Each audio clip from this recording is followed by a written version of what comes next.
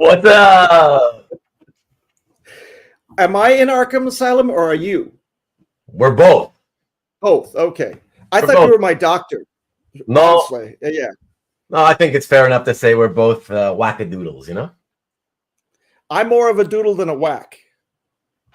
Well, I don't want to, that leads me to be the whacker. I don't want to say I'm the whacker. Well, you know, you're already starting it off with the wrong foot right now. On the wrong whack. Is Marcus here? Because he needs to do the wackadoodle. Excuse me. Come up with a song, wackadoodle song. Excuse me, everybody, if I cough throughout the evening. I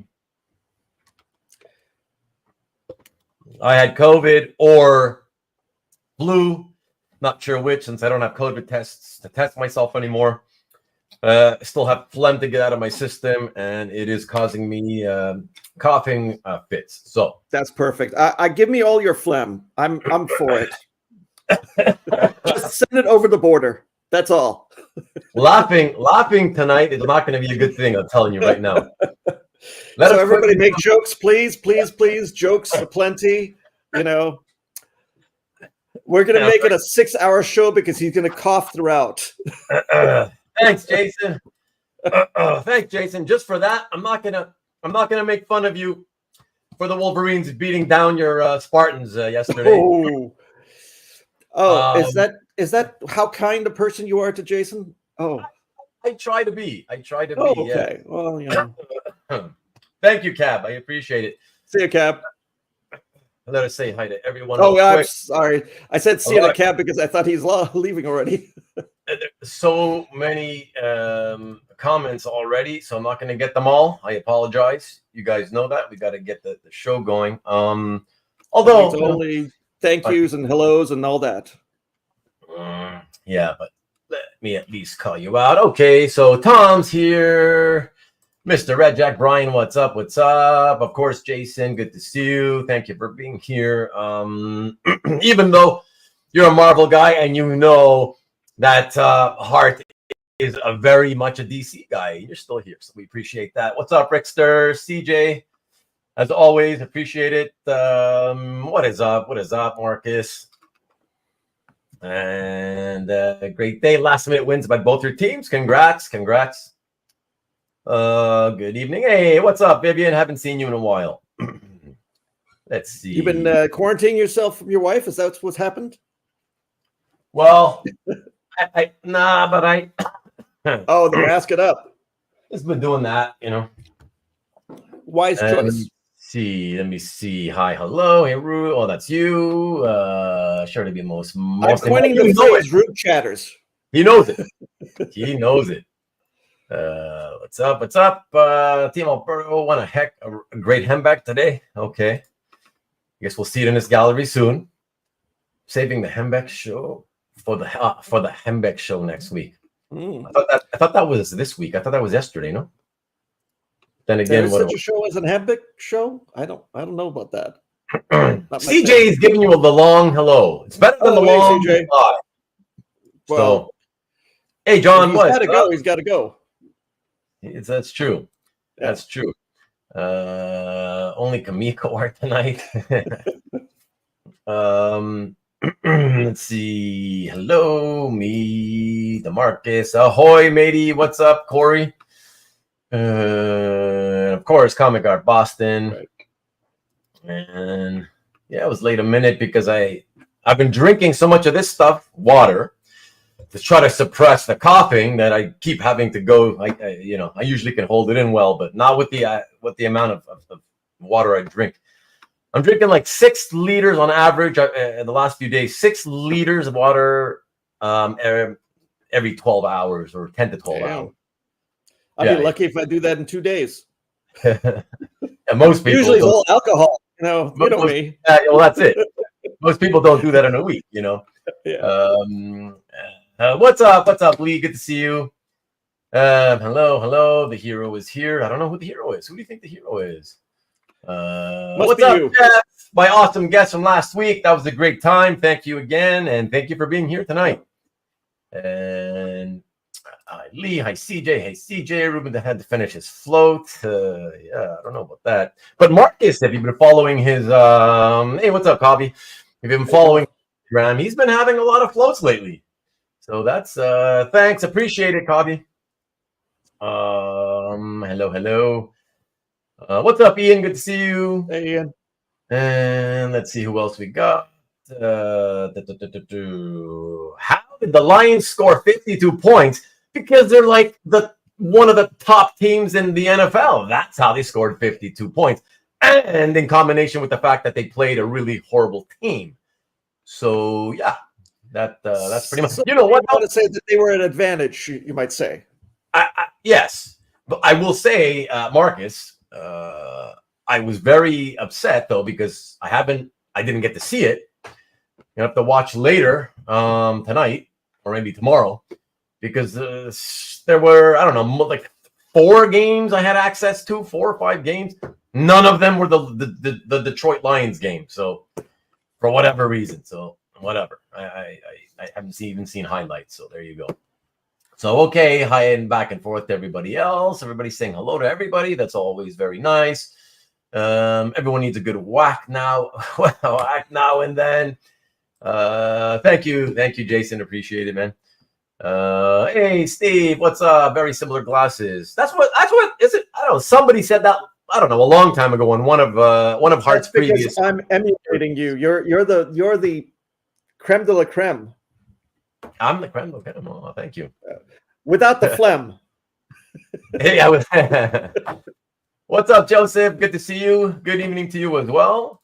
BB phlegm greater than Ruben's phlegm. Thank you. You forgot the G in phlegm. Oh yeah, we saw that one. Who is Jeremiah Arkham and who is Dr. Quinzel? I'll leave that up to you. Careful where you whack. That's true. That's very true. The phlegmer, of course, the joke's coming out. Get some 70 HEDP at the vape shop. You will feel bad. I'm good. I don't need specialties from the vape shop. Thank you. Though. Yeah. Ruben has the Canadian cooties. I guess. Yeah. We're spreading COVID on Canadian Halloween. Canadian Halloween is American Halloween. Just FYI. No, I should be good by. Well, no, I probably will still have phlegm by then. But here's the thing, Marcus. For whatever reason, I can't explain. On this street, probably because there's not that many kids up and down this particular street. But yeah, nobody comes. So we don't. Yeah, we keep the lights off, and so nobody comes and bothers all night. Yeah, there's nothing to give because nobody comes. All up and down this street. On the next street over, they start to come out a little bit more there. But yeah, even when we were taking Arwen trick-or-treating, we couldn't just simply go down out the door, right? And okay, let's start. Our neighbor, the next neighbor. We couldn't. No, you were 2 blocks out before you even got it. Oh no, right? we get into the car and drive several blocks away. Oh, yeah. Geez. Okay. Yeah. And just kind of do that, and then hit that little area. It's all kind of spread. You get a couple of streets that are good, and then a couple more that are dead. So we would take the car, drop. We'd stop, get out. Right. Okay, let's do these 2 streets. Into the car quick, take you to another area, kind of all in the same neighborhood, but still, you have to keep driving around, Yeah, I got you. Sucks. What's up, Carl? Good to see you. Rick Welch with this John Sable deep cut. Doing the yard work, Hart. Give a holler when you got the DC era Star Wars art. Of course, that's what you want. That's what Jeff Redding wants. Have you made special arrangements to try and stay as long? Oh, I have made special arrangements to try to stay as long as possible. Oh, then we better get started very, very soon. Yeah. Thank you, Cab. It's very nice of you, Cab. Hello, John. What's up, fellow Canuck? What's up, folks? Hey, good to see you, Jason. Hey, what's up? Rich Donnelly in the house. Marcus is just messing with you. The show did that. Oh, okay. Thank you for clearing that up. You know how he always likes to say things that go over my head, Yeah, well, mine as well. Missing, shocking. No, the bottle can be used again. How many ounces? We don't use ounces, so I'm not really sure. We just do liters. Hey, Thank you. Appreciate it, Rich. And everybody else, yeah, please. That reminds me, please, if you don't mind, before we get started, if you can just hit the thumbs up button right under here somewhere. Well, I'm keeping my like alone until I decide that it's good for good enough show. Like Alberto always said, right? Like, I'll see if it's good. If I like it, then I'll leave it for you. If not, no. If 80% of the art is sold, I'm going to put a thumbs up, right? Yes, exactly. Tom, I have no idea how many kilos. I go by pounds, actually. I know pounds more. I mean, it's 2.2 roughly. You know, 2.2 pounds in a kilo. I know that, but I think in terms of pounds. I don't think in terms of kilos. So, yeah. Unless you're buying a brick. Hey, water intake. Yeah, Mike. What's up, Mike? Yeah, speaking of my water intake that I've been taking because I've been sick. So, trying to keep the phlegm production down, you know? Who's the hero? It's Dial H for Hart. He's the hero. There, Ian has decided. Yeah, Cab, we're waiting for you to post that second one. So that first one, the Ditko reinterpretation was awesome. Now I'm really curious to see what that second one was. True to his all-American float. Nice. And let's see, any marble for sale. Cab never has anything for sale. Marcus has so much great pieces, so many great pieces. Would be the better grammar. What's up, Ken? 25. Rastus crotch columns. Oh, did you post it already? Vacation was my tempting, but it was outside my. Okay. Oh, that's what you're talking about. Stuff you could have had. Okay. Howdy. What's up, Dwayne's a pain. Good to see you. Marcus. Okay. Talking to each other. What's up, Dan? Good to see you with that weird, funky music headphone wearing. Yeah, you can actually see that. That's good. Marcus has many things. Too many things. Woo-hoo. Strangers all conserve your energy. I'm trying. I'll have it. I got the energy's come back already a couple of days back, so that's okay. I did cancel though my Friday night. I was supposed to go to that thing I told you last week, the Rocky Horror Picture Show that my close friend's daughter was in. I decided not to go because I figured I had the energy to go, but I figured I'd be coughing. It's a tiny theater. I figured I'd be coughing all the way through, and I didn't want to ruin it for the performers, much less the audience, right? So I didn't want to be that guy, you know, because I knew if I was healthy and somebody else came in and coughed all the way through, I know I'd be pissed, you know? Yeah. So exactly. I do it for the other person, not for yourself. New Wisco area, 1 to 4 today. What the F? I don't know what that means. Kid learned to what room his house when he talked to the kids for 3 hours one year. But at least I was talking to them about comics, trying to get them interested in comics. That was for a good reason, you know? Hey, and Gail, where do you see yourself in 10 years from now, right? You know, yes. Interview them, yeah. Where do you see the market in 10 years? Yeah, exactly. I haven't seen you in a while, Gil. What's up? Everyone will be trick-or-treating dressed in his Lions jersey this year. That's what I should. It's a good idea. I should. Hey, what's up, Maki Poo Poo? And Hart and Silvestri tonight. Hart, Eddie Silvestri tonight. A big no-no. Oh. We could save him the time because he's just asking for one name. So have a good night, Gil. It's good to see you again. Yeah. See you in a few. Hey, Cab, I'm back. Myth is back. Wow, from last week. You're back. Good to see you, man. Thank you for dropping by again. I've been caught up with his Penguin episodes. We're not going to talk about it, but I am up to date. I've seen 3. So there was 3, 4, 5, right? Tonight, 6, I believe. I haven't seen any. Oh, well, I won't say anything. We won't extend the show any further, but let me just say, I feel the same after the last 2 episodes as I did when I talked to you about it the first 3 episodes. I think it's still fantastic. Really, really good show.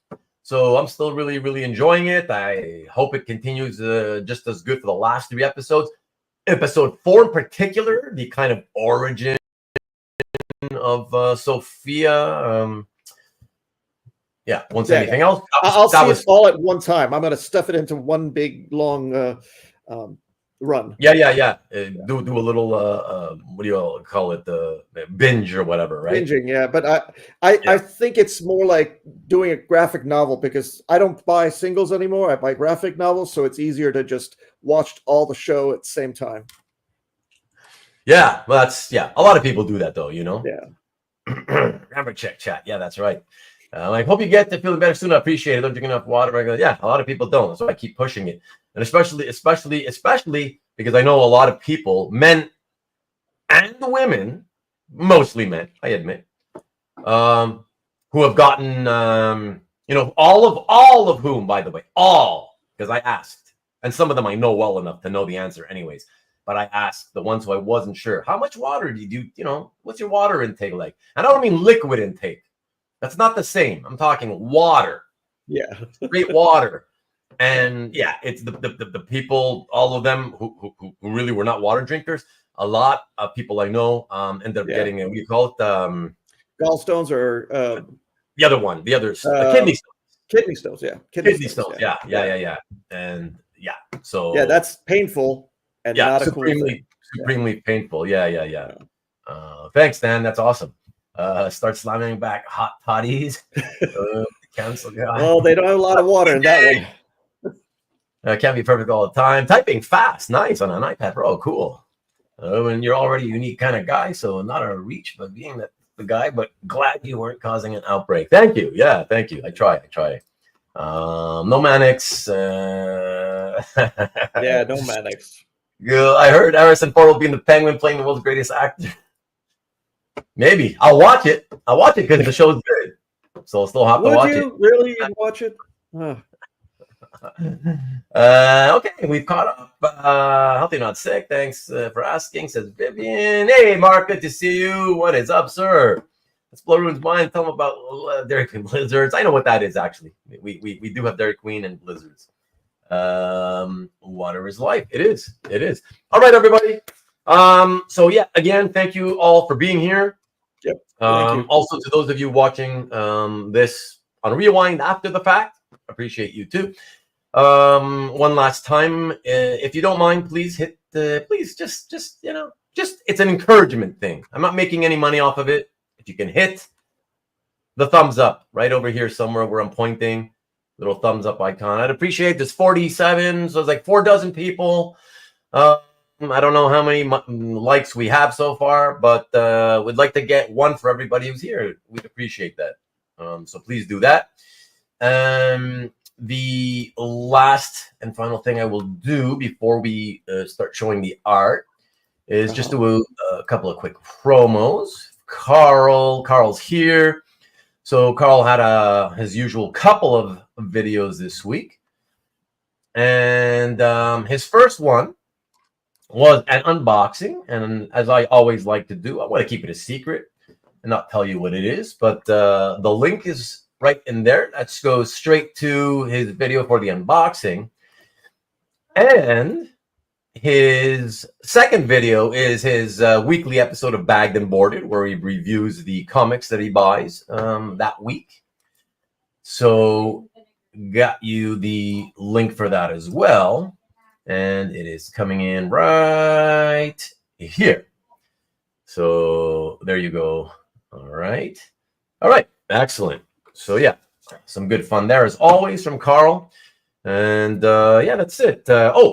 Let's not, because the last couple of weeks I forgot until the end. Please, this coming Friday, don't do as I did and always forget. Please check out Nicky B.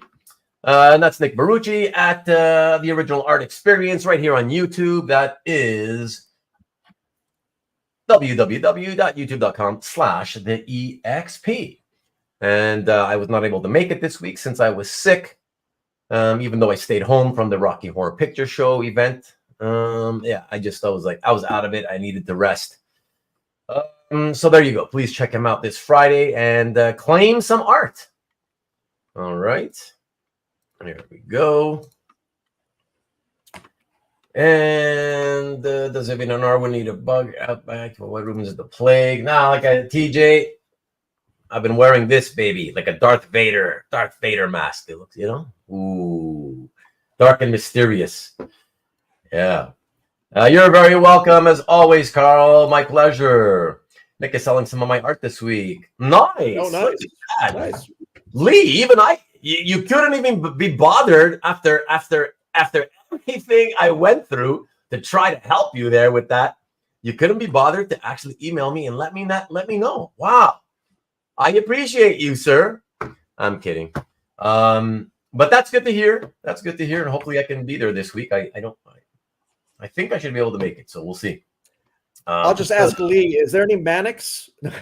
That's right. Thank you, Hart. Yeah. Just before Marcus asks you, is there any Yeah, I was figuring Marcus going to ask already. And any Silvestri? Any Silvestri? Oh, yeah, that too. Let us know. Certain people want to know. Walt Simonson? I don't know. Yeah. 10 more views on his show. Yeah, there you go. CJ is no Mannix. Well, there you go. Yeah. Okay, Lee. Thanks. All right, everybody, let's get into this. You ready to go? I'm supposing. I'm ready. Yeah, you ready to do it? All right, let's do this then. Hopefully, I remember what you got up for the first. Yeah, whatever it is. Well, we'll figure it out. If you don't, it doesn't matter because as soon as you see the picture, you can just talk about it. My pants. I'm wearing pants. So that's good. Yeah, that's it. All right, let's cue this up and hit the first piece in tonight's show and tell, folks. Here you go. Oh, for those of you who if there's any of you who are not familiar with how this works, just real quick. If you decide you see something on the screen that you like and you'd like to claim it, please don't write the word claim. Okay, write the word buy, as in BUY, dash whatever number you're going to see on the slide. Okay, so this first one is buy 01. So please write it that way. The reason for that, right, is typically, listen, if somebody look, you can write claim. If you do it, here's what happens though. In most cases, it ends up being okay. But the reason I prefer you do it officially as buy with the number of the slide is because on the rare chance that you get, 2 people that order it within, seconds of each other, the official rule for me is if the first person typed anything other than buy / with the number, and the second person who came in, the second person in line, did write it properly as buy -02 or 01, whatever the number is, that person gets it. Okay, so it's not a joke. I'm a detail-oriented person. I'm by the book. That's the rule. So again, typically it doesn't happen a lot, but just know that is always my official rule. Okay, and so do you want to talk about time payments at all? About the time payment thing that we have to say that there are no time payments, or we'd have to discuss it? Yeah. So typically there's no time payments, right? Okay. If the only way you can afford it is with a time payment, please don't just say claim. Don't claim the thing and then start asking, hey, can I have time payments? Don't do that. Please ask. Okay, because that's not going to keep you, that doesn't reserve your space in line as the first person. You know what I mean? Yeah. So please, if you need time payments, just say, hey, if I claim it, can I have time payments? Whatever. And then we can take care of it then. You know what I mean? Yeah. Hart will tell you whatever. Buy, not claim. Yes, buy. Exactly. Yeah. Buy. Thank you. You kept saying claim, and I'm like, oh boy.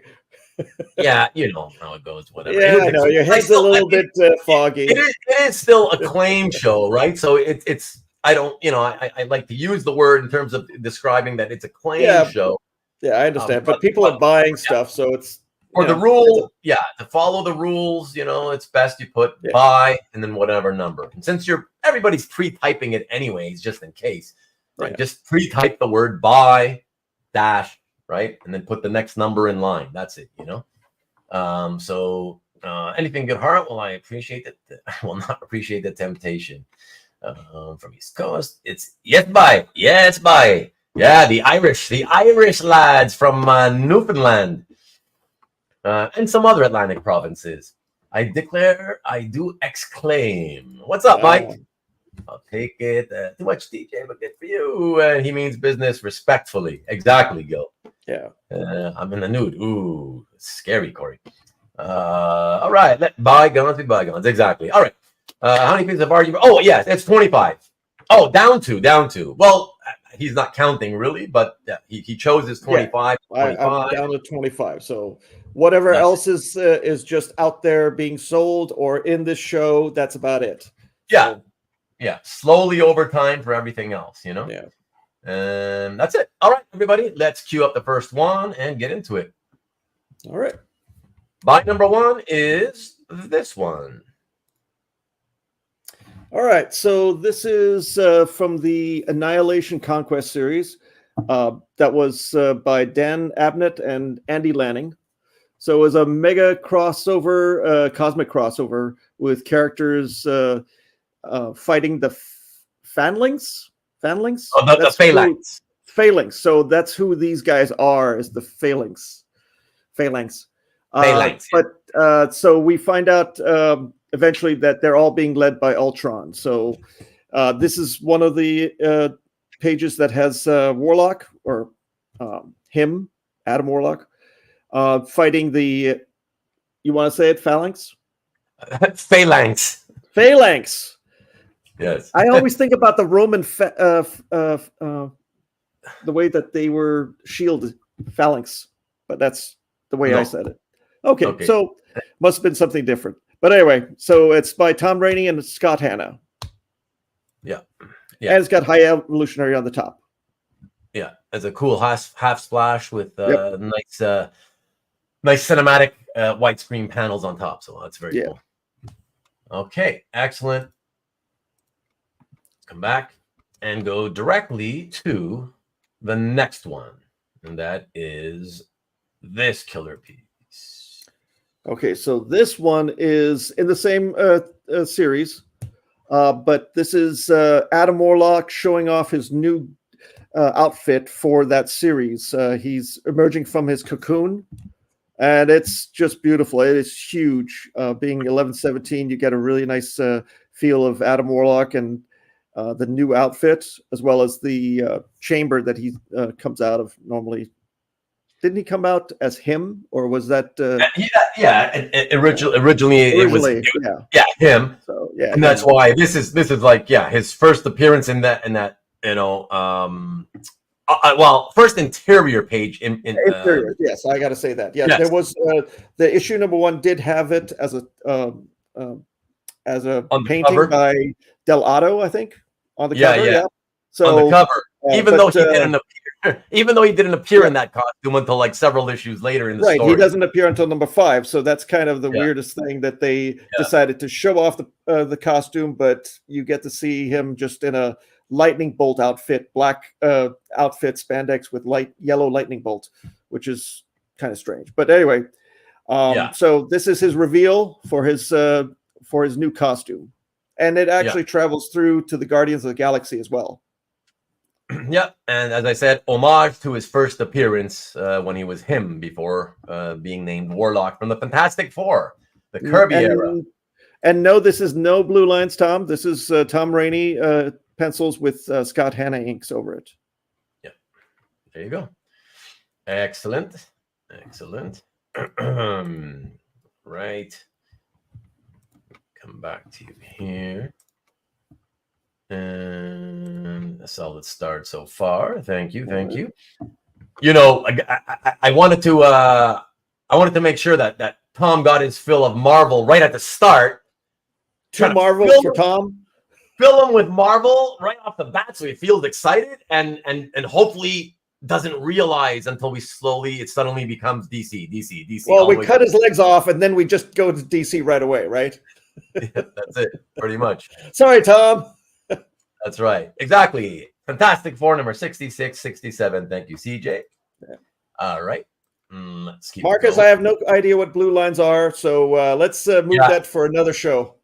Yeah, maybe maybe you could come on at some point, Marcus, and teach us what blue lines are. We don't know what that's all about, you know. So we don't call them blow lines, okay, Marcus? Just make sure you got that. That's right. Differentiated here. There you go. Okay. Piece number 3. So buy number 3, the next one, everyone, and that is this one. All right. So back, I believe, when was this? This is back in the 2000s. 2003. You can see the year at the bottom of 2003. Thank you. You helped me out right there. This is the Batman Detective number 27 special that they brought out. It was where Bruce Wayne becomes a member of a secret society of detectives, and he battles criminals like Dr. Jekyll and Mr. Hyde, the versions of the Catwoman, as well as other Two-Face characters. But this one has the Dr. Jekyll and Mr. Hyde appearance. The individuals in the scene are Teddy Roosevelt, Gregor Mandel, the father of all genetics, and Commissioner Gordon. So they're about to apprehend Dr. Jekyll, or excuse me, Mr. Hyde in this this page. Yeah, I was just gonna say that the money shot of that scary mother in the middle, that's got to be Mr. Hyde, right? Yeah, that's Mr. Hyde, and everybody gets all crazied up because Mr. Hyde's appearance is so vile. The art is by Peter. You're gonna have to help me on this last Snejbjerg. name. Snejbjerg. Okay, Snejbjerg. Yeah, and interestingly enough, I had never, when I was preparing for this show, I had never heard of this book. So when I was looking it up, I was getting confused. Like, and then it finally dawns on me. Oh, the subtitle. So the title is Batman with a subtitle of Detective number 27. Yeah, I was like, okay, exactly. That's an interesting way to title to give a Batman book, and coincidentally happens to be the 27th page as well of the graphic novel. Right, exactly. That's why I kind of bought it, because I was like, this is actually apropos, and I like fictional monsters as well as Dr. Jekyll and Mr. Hyde. If Dracula was in there, which he was not, I would have picked that page, but Mr. Hyde was great too. Yeah, Marcus says it's a good price. Thank you, Marcus. Well, it's a lot less expensive than the others. Yeah. Well, it's 20-year-old art. It's he's Peter's he's always been a very good artist, so it is a nice page for an affordable price for sure. Yeah, everybody loves his Starman, so that's good artist. Exactly. All right, let's keep it rolling. And yet, everybody, just in case you haven't noticed, we've been keeping it rolling pretty good so far. We're going to continue doing that. I believe it was here. Let me take a quick look. Let me see here. Stanley. What's up, Stanley? Where you been the last few weeks? Any best offer prices? I mean, I think I know what you're saying, and the answer is feel free to make an offer anytime if you want to. At the end, I will let you know again. You can feel free to make offers if you want. We'll give a few minutes for anybody just to have a fair chance that if they want to throw some offers out. But that's it. We're not going to go through everything and show everything again. So right, yeah. So that's it. And Jekyll is the worst one for choosing to be Hyde. So you're saying he's evil for doing what he did, basically. Yeah. I love his star, man. Nice one. Oh, that's Mike, I know you like Star. Yes, sir. John, it is 25 tonight. Yeah. And we're gonna just keep it going. All right. And then whatever, regardless of what happens tonight, anything doesn't sell.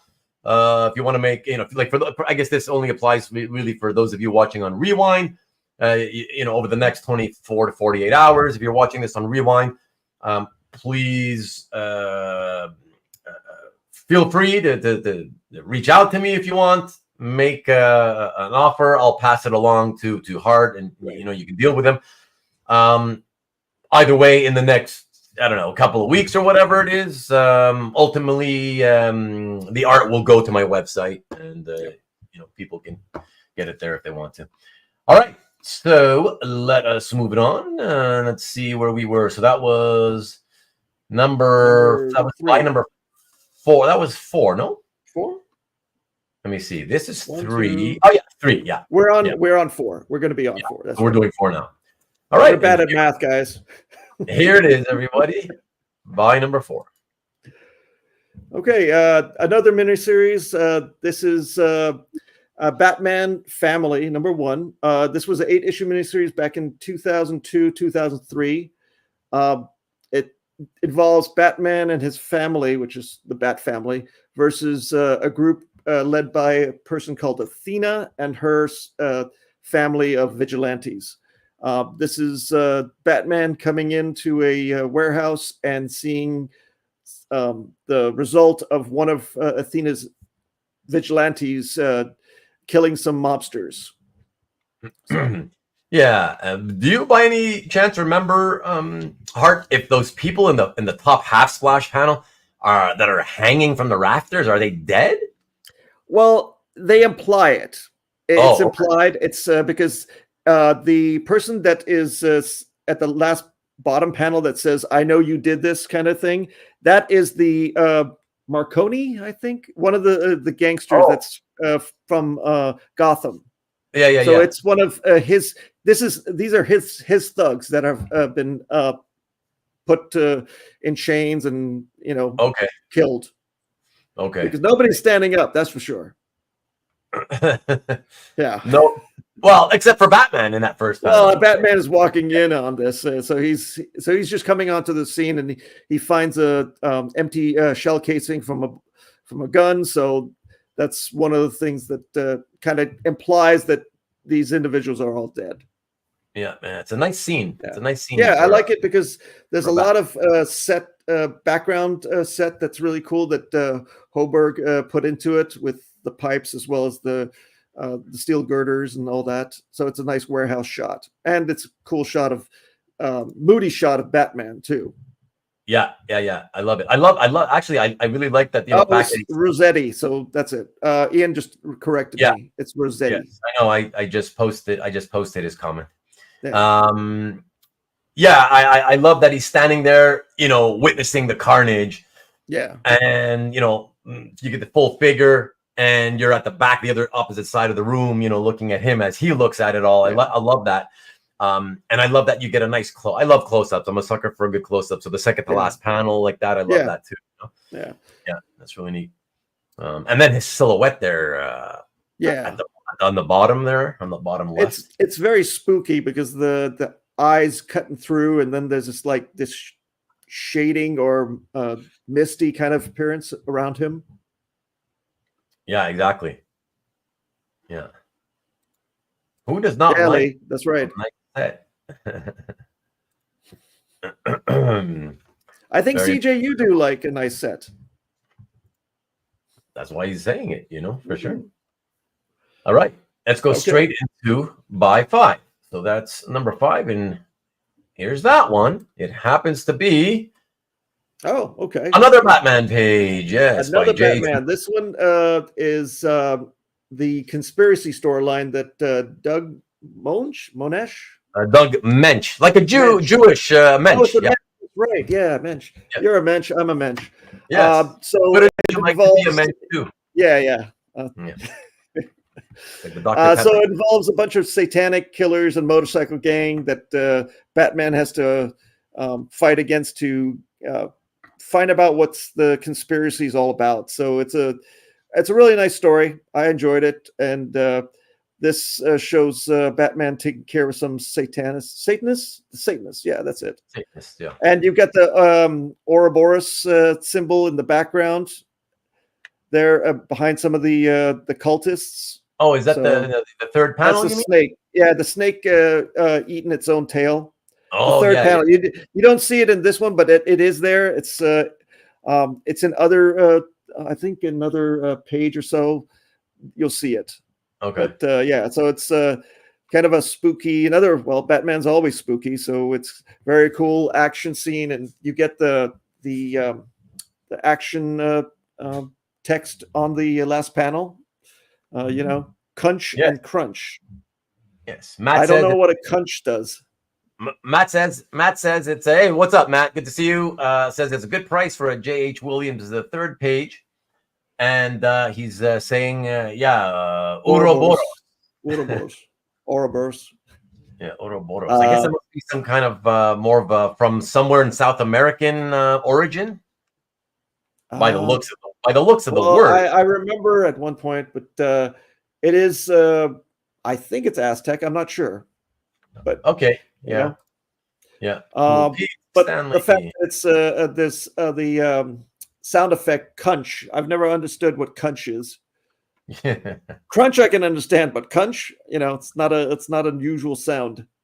Yeah, I do want to say too, like, thank God we're all comic book art fans, and we get to, like, even, you know, whether we want to buy or own or not own, the fact that we are surrounded with this stuff and we can see a page like this in its original form, and you see the beauty of this page, you know, in contrasted with just, you know, what the comic book reader fans get to see, which is that horrendously hideous coloring. It's just like, what is that? Like, it's just, yeah, it's well, nobody thought about blending anything, or it's just straight color, you know, it's just lay colored down flat and look at that, and that's about it, you know. Yeah. So we get Ian. Ian's giving us, here you go. Yep. The word comes from ancient Greek and literally means tail eating or tail devourer. Wow. Thanks, Ian. That's pretty cool. And yes, it's Greek now. We know. Thank you, Matt. Thanks, color Matt. Vomit. Exactly, CJ. Exactly.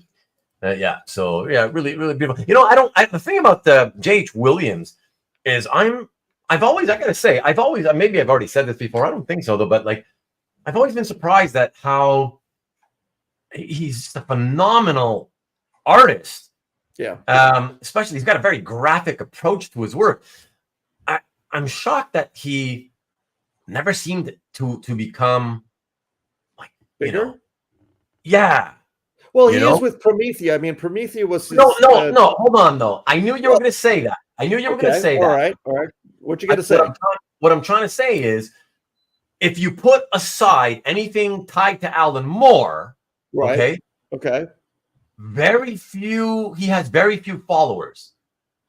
It seems like most of his followers come mostly because of his connection with the Alan Moore stories, not just because they love Williams's work.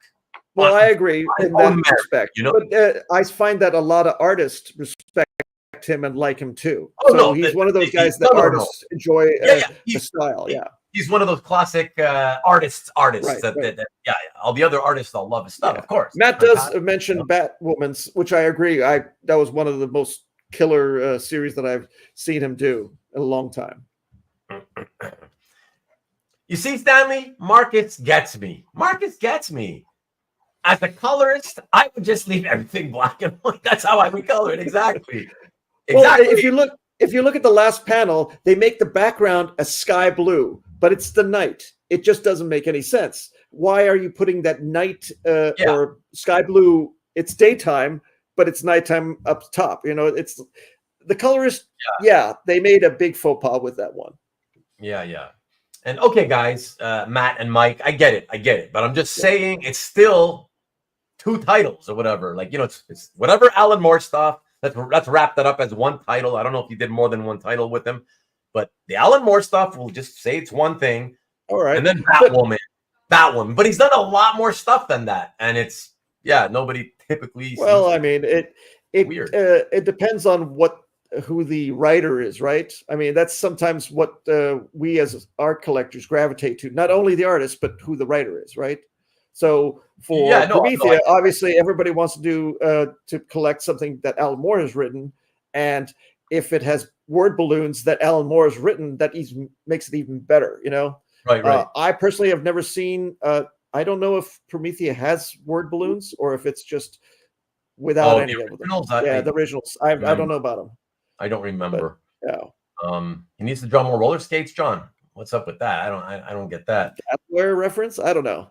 I'd be fired on the first day for coloring everything in black and white. That's true. That's true. Publishers don't like black and white. That's for sure. Well, they have been doing those black and white editions, right?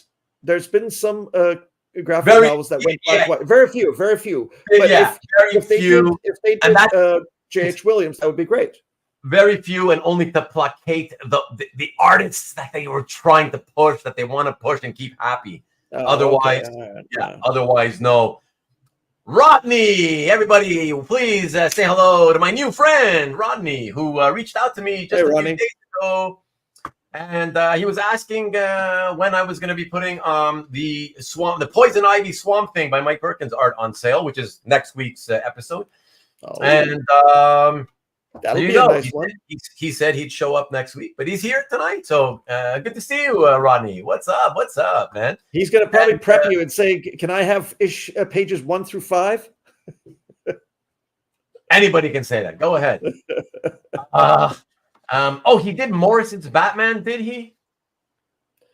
It was called The Glove. No, not The Glove. The Claw. I gotta say, Rodney, personally, having been in the hobby, close to 30 years as a collector and as a dealer, I can't say I have any memories of. Certainly, nobody ever came to me and said, "Hey, by any chance, do you have any of J.H. Williams's art on Morrison's Batman?" In fact, I don't have any memory of anybody ever asking, "Hey, do you have any of J.H. Williams's art?" Yeah, so that's I can only talk from my experience, right? But I'm saying I've always loved this stuff. That's why I bring it up. It's the only reason I bring it up is I've always loved it, and I feel like he's never really gotten much attention, except primarily for the Alan Moore stuff. But do you like him? I mean, I got to ask you, after all this saying that you don't see that he's doing a lot of stuff, do you still like him? That's what I don't care that he doesn't have a mass following. Of course, I still like him. Like, okay, all right. I just thought you were like kind of. He's been great. He's been great since the beginning. I mean, early on, he did some stuff like in the mid '90s. I had some art from him in the mid '90s. Those were like the one shots that people were trying him out at. Yeah. Like there was a Wolverine annual where it looked, at the time, it's very different, but really weird. Yeah. I liked it in a weird way, but compared to his what he does now, what he's been doing for the last 20 years, whatever, that kind of a really graphic style, that early stuff, it's not great, but he's one of the few that I like his method of cutting the panels into different shapes, right? Not just staying with the rectangular or half circle or whatever. He makes his own designs. This is what I'm saying. It's when I say he's like a graphic artist, it's all about the graphic nature of his presentation, You saw it in Batwoman a lot because he would. It's about design. When I say graphic has to do a lot with design. Yeah, I agree. And yeah. So, he's been great. That's why I'm just. That's my point. I wanted to make the point I wanted to make was simply to say a guy whose work I thought has been pretty brilliant for most of his career, and surprised that he just never seems to have a bigger following. He's got more like a smaller kind of following, Well, that's but all. If it's a smaller following, that means more people can get his art, right? What are you implying here, Matt? I don't want to work with second tier people. What are you talking about? Why are you even saying that? Why would I want to work with him? I don't get what you mean. No, JHW doesn't want to work with second tier. He doesn't want to work with second tier people, and the whole industry is second. That's a pretty. Why would anybody want to work with you? I don't want to work with you. Even Hart, he's my friend. He doesn't want to work with me. Yeah, it's like, as soon as this show's over, I'm out of here going to a bar. I claim I'm a genius, like I invented the silent issue. Yeah, exactly. Let's get 2 more subs to get the. Oh, no. I appreciate that. Thank you, Tom. Thank you. But if you haven't subscribed, please don't. Unless, if you've been here for a while and if you plan to keep coming back every now and then sure, go ahead and hit subscribe if you want. But don't do it unless you plan to at least occasionally come back. I want my subscribers to be viewers. I don't want, you're not doing me any favors if you click the subscribe and then you never come back to watch my channel, any of my content. So only if you haven't done so already and you enjoy it and you keep coming back, then that's fine. Please. Thank you. Thanks for the effort though, Tom. I appreciate that. The Black Glove storyline. Okay. Thank you, Rodney. Prometheus original art seems to have words on board. Okay, after Google search. Yep. Okay, there you go. He did Morrison's Seven Soldiers. Okay, but again, nobody's going around asking for that stuff. You may love it, and I think the art's great, but nobody's out there seeking it out on their want lists. That's what I'm trying to say. The Silent but Deadly issue was a one-shot, says Rick. Thank you, Rick. Once Ruben sheds a second tier and no one wants to work with him, and if you are annoyed, take back your sub. Thanks, CJ. Plus, JHW uses graphic elements that seem to be influenced by artists like Maxfield Parrish. Yeah, that's it. That's what I'm saying. Graphic. That's it. Thank you. All right, let's keep going. We'll jump back in here. That was, I remember, number 5. Let's go to number 6, and for that we have this. All right, the famous and brilliant José García-López. Jose Luis García-López.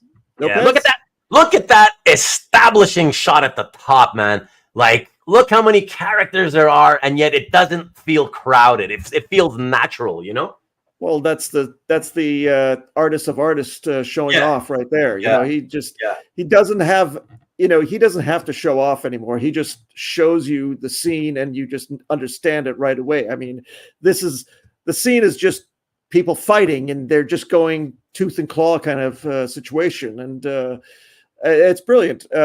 So this is one from the Batman Reign of Terror Elseworlds. This is one that has been claimed or bought, purchased by Comic Art Boston. Oh, thank you, Cap. Well, I was going to say keep talking about it while I make my notes. So this one is Captain Bruce Wayne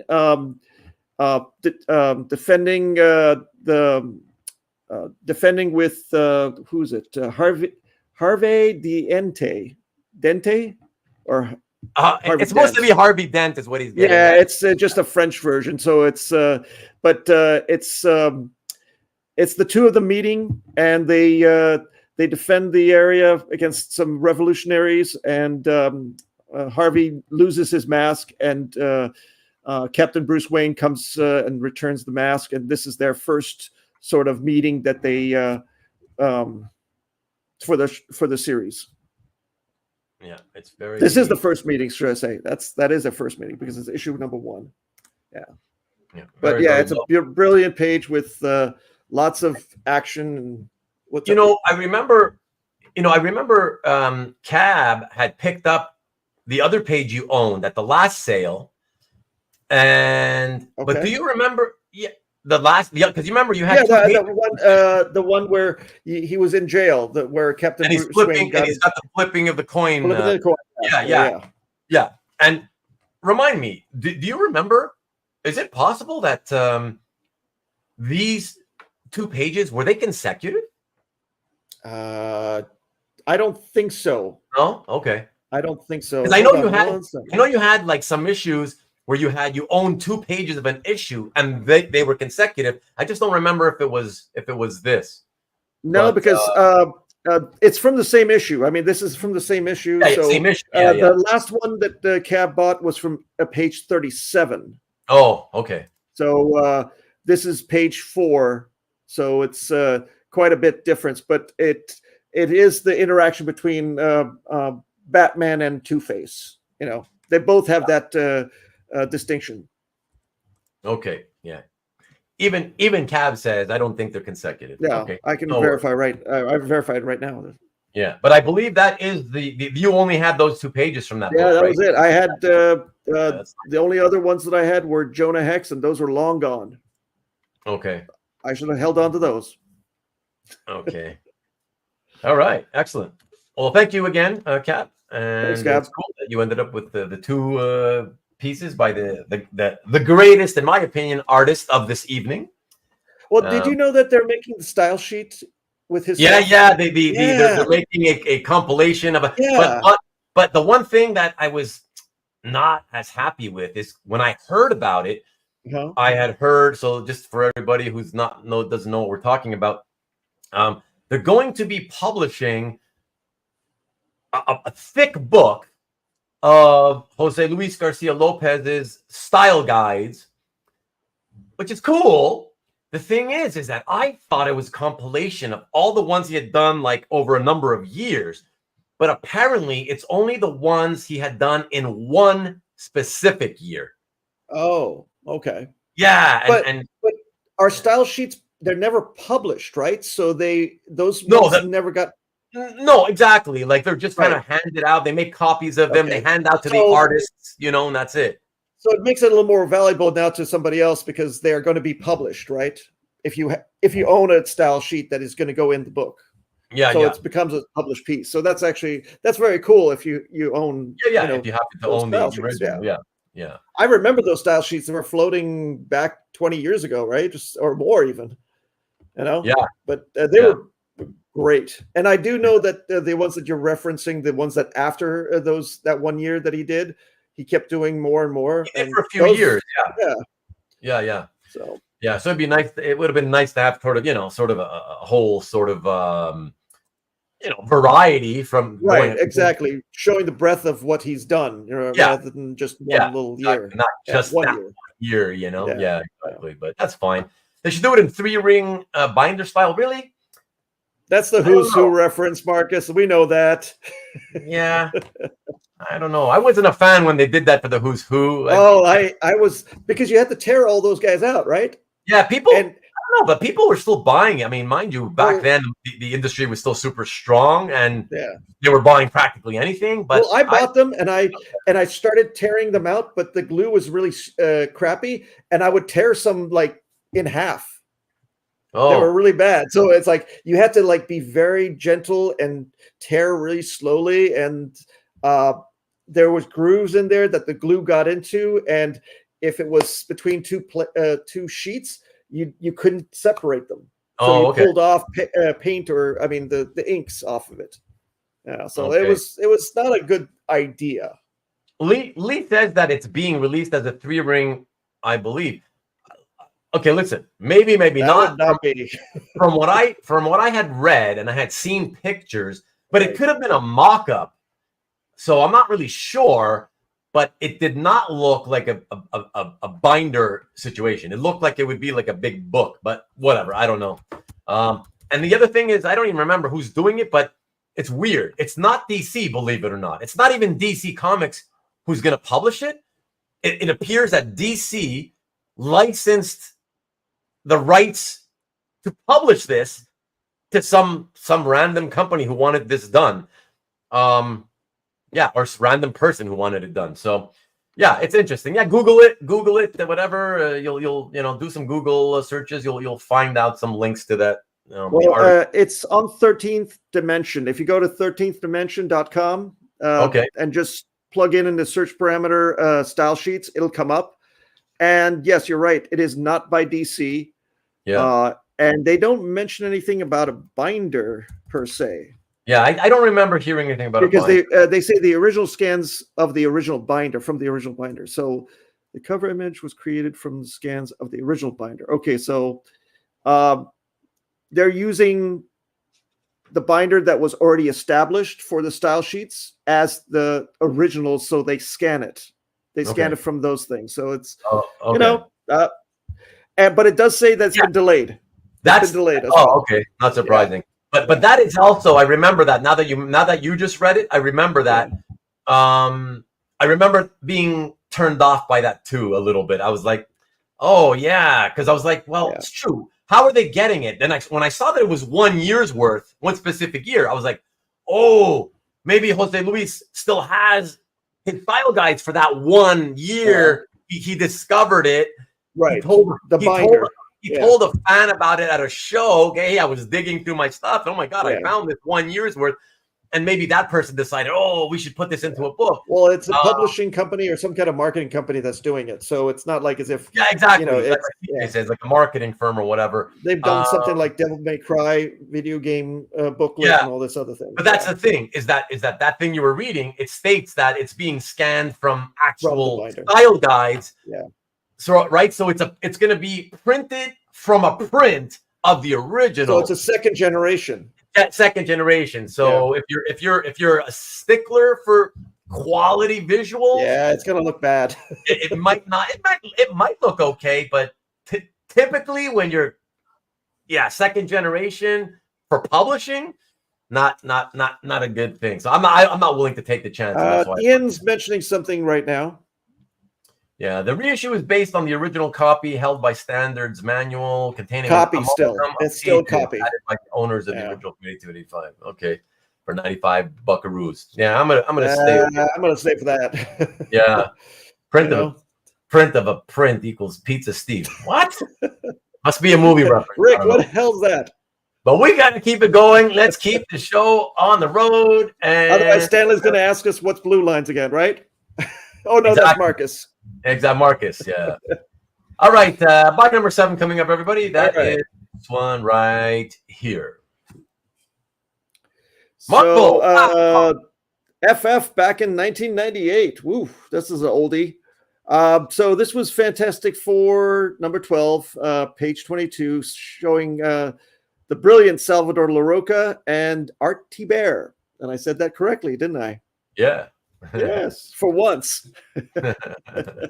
So in this issue, Sue, Johnny, and Ben are forced to fight the Crucible, some Crucible goons, and this is showing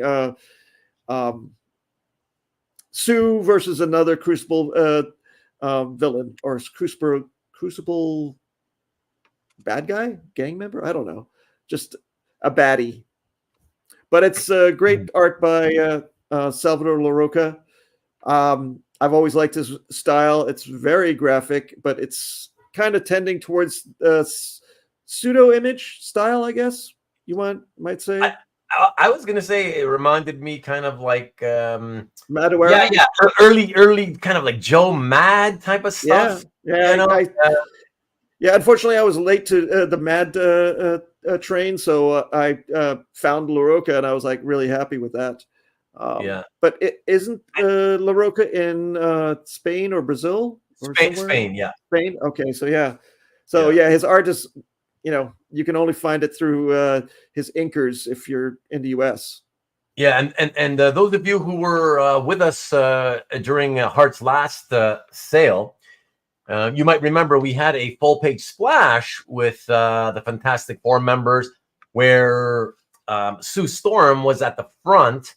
Right. And we spoke a little bit about the costume and how... And the uncensored version, yeah. Yeah, right. The original art had the uncensored version because the cups of the costume were very, very drawn, very, very small. But on the published version, they had at some point made the cups larger to cover up a little. Well, this one they missed the censoring. They did forget to censor this one. Maybe that's because it's a little smaller, but it's the same cup size as the other one. So Sue's got some ample bosom, cleavage, whatever you want to call it. There she is in the first panel. Exactly. Yeah, and she's taking care of some bad guys as well as another goon. There you go. All right, I'll come back to you here. Okay, 7, and let's go straight into Nummer 8. By number 8. Here it is. Yes. JLA. This is from the Grant Morrison run, right? Yes. Yep. Grant Morrison, famous line or series of Grant Morrison redoing the JLA as he saw it. Pretty much making all the superheroes of the JLA gods, equivalent to gods. Howard Porter and John Dell, great team. They kicked butt throughout the series. This one has the JLA versus Starro.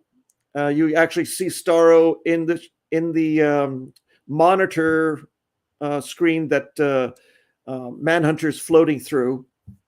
Starro, if nobody knows, is the mind-controlling intergalactic starfish who was in the second, what was it, Suicide Squad movie? I never saw that one.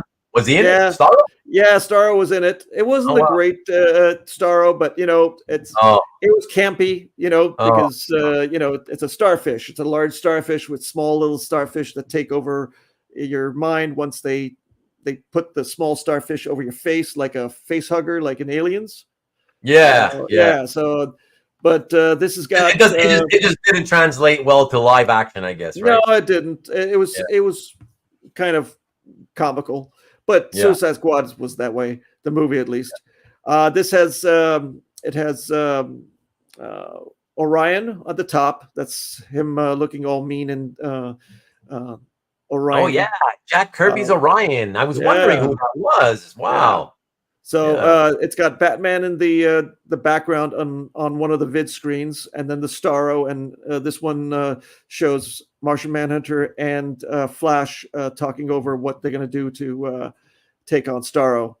I bought it because I'm a Martian Manhunter fan, and the last panel is really nice of how Martian Manhunter uses incorporeal ability to kind of phase through like a ghost through the monitor. Tom says that Rat Girl was the hero. What's he talking about? Oh, it's the Rat Catcher. So Rat there was a Catcher? character. Yeah, the second Rat Catcher iteration. Not the that first one. Rat Catcher that I read. The only one I remember was when I was still reading back in the 80s Norm during Breyfogle? the Breyfogle run. Yeah, Breyfogle. Yeah. Okay. So they came up with a second one, and she's like the daughter of the original Rat Catcher. But is that Breyfogle Rat Catcher? Was that the first one, or was that a recreation or whatever? Like a secondary? I thought it was the first one. I'm not sure because I when I read that line, that was my first time that I'd seen Rat Catcher in. Me too. Yeah.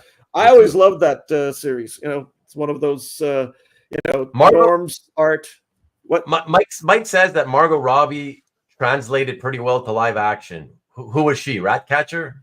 No, she was Harley Quinn, you mean? Harley Quinn, yeah. Harley Quinn, and you mean Suicide Squad? Yes, yeah. Oh, okay, yeah. Yeah, she was good for that because she acted crazy and ditzy, but always dangerous and crazy at the same time. Absolutely. Chris, what's up, man? Love these Porter pages. It's a nice one. Yeah. Good to see you, man. And no, it is not movie chat time, Stanley. And all right. So that was, let me see here again. Yeah, that was number 8. 8, yep. Oops, okay, sorry about so the Robbie was Tanya Harding. That was a good movie. Did you see that one? Did you see that one, Marcus? I enjoyed that movie. And never saw it. Never saw it? Okay. Never got interested in skating that way. Okay. Has sex with the bad guy, then kills him. Very crazy. That would be like the Black Widow. They should make a villain called Black Widow. There one from the Golden Age. Maybe, I'm not sure. Like in the pre-hero stuff. It's very possible. Yeah, Tanya did love to go out clubbing. That's for sure. Yeah, at the kneecap or at the ankle. Was it one of those? Of course, I know who Margot Robbie is. I just told you. I thought you were talking about a different movie. That's why I was like, "What?" I forgot we were talking about Suicide Squad. That's why. Did you know I'm related to Margot Robbie? What? I'm just kidding. But you said you were related? I just said I was related to her. Oh, okay. Yeah, right. I'm just trying to see if you're listening to my conversation because, this is a one-sided deal now. Yeah. Yes, Tom. Thank you. Tanya. That was a good one. Yeah. Only lecture from Panama. Nope. I did not even watch that. I did not see that. Did I? And let me tell you, I did see Barbie and I hated it. I don't understand why everybody loved it. Whatever. I don't want to talk about it, but anyways. Stanley, talk to your daughter. She'll explain to you Arwen loved it, right? Huh? Arwen loved it, right? Barbie? I don't even remember if she saw it or not. Oh, okay. I saw it by myself. So yeah. You went by yourself? No, I don't go to theaters, man. I don't watch anything unless it's here at home in the comfort of my own home, man. Oh, I gotcha. Yeah, I can just imagine you like by yourself in the movie theater. I need the ability to press pause, rewind if I need to, go get Do you drink. scream at the screen when you're at home? No. Oh, okay. You're not one of those. Okay. No. But I just want to be able to go get a snack, go to the bathroom, whatever. Rewind to hear something that didn't, it's not clear, whatever, that kind of stuff. Yeah, I hate going to theaters, especially because of the asshole. Every time I go, I don't go often, right? I go once every several years, and every time I go, I make the mistake of going again. It's like clockwork. It happens again. Some asshole starts talking, opening the phone, like whatever. Like I'm so done with it. That's it. Never again. Just at home. Right. That's it. That's the best way. I don't care how big the screen is. I don't need a big screen. My TV screen's just fine. The comfort of home is it's the best. I love it watching movies at home. Okay. All right. So we're moving like Ruben Pee-wee. Keep up the movie chat. Yeah. We're gonna cut that right now. Even when you watch that home, whatever. Always has. There always are. Every time you too, right, Tom? Exactly. Always. Hey, Tom, the last time, just real quick, little side note. Last time I went, an old lady comes in with two grandkids. Couldn't have been more than 5 years old, maybe at most. It was, I only go, as rare as I go, I also only go when a movie has been out for like almost like 2 months. So, and in the middle of the day, so like nobody's in the theater, like just hopefully no more than a handful of people. And I go in, and Vivian and I go in together, and I love to sit at the top row. I want to be high up because it's such a tall screen. I don't like looking up. So I like to be high. So I'm at the top row, center.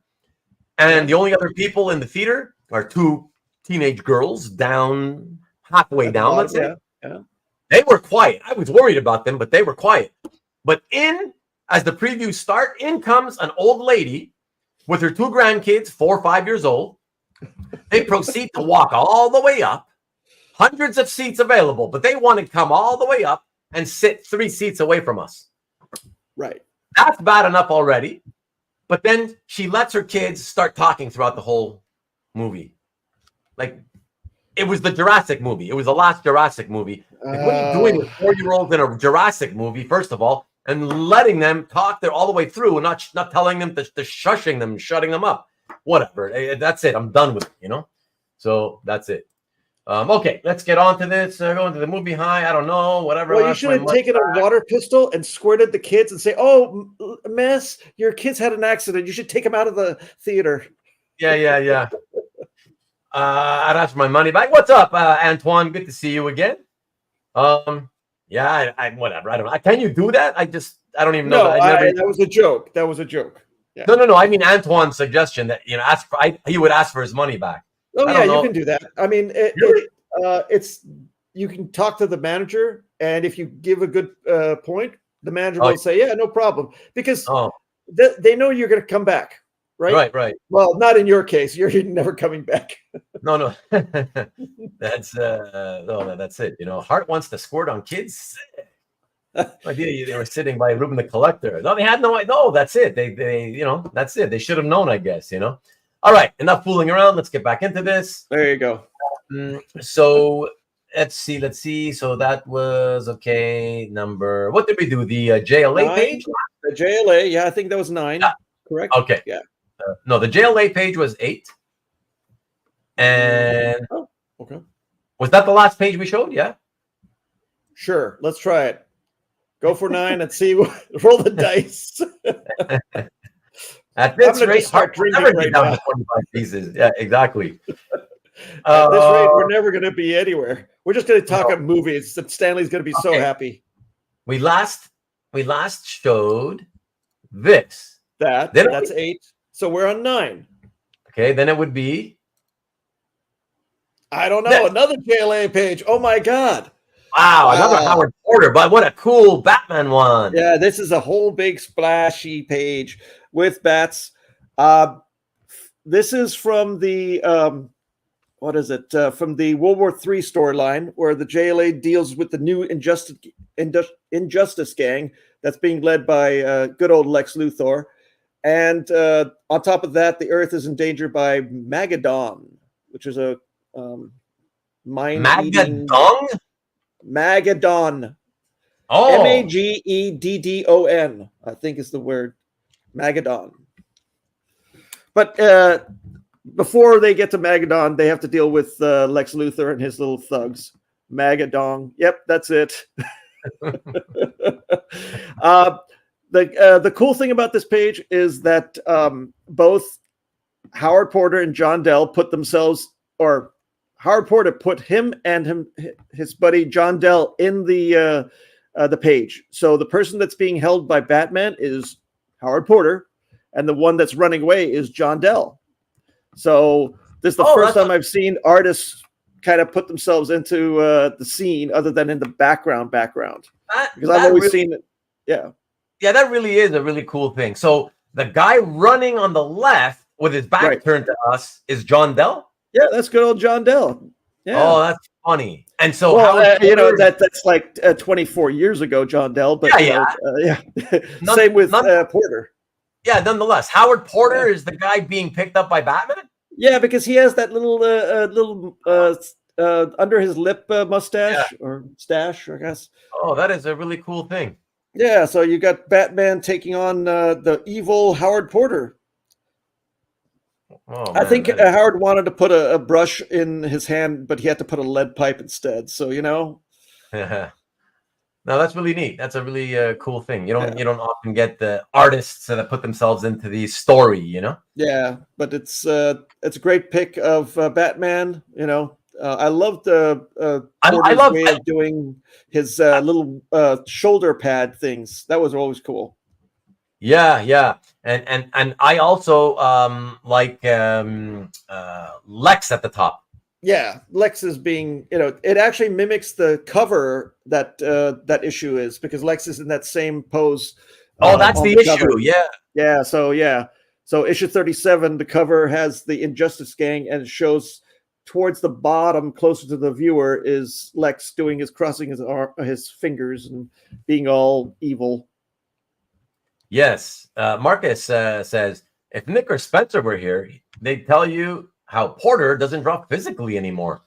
That's true. But since they're not here, you're here to tell us for them. Yeah, there you go.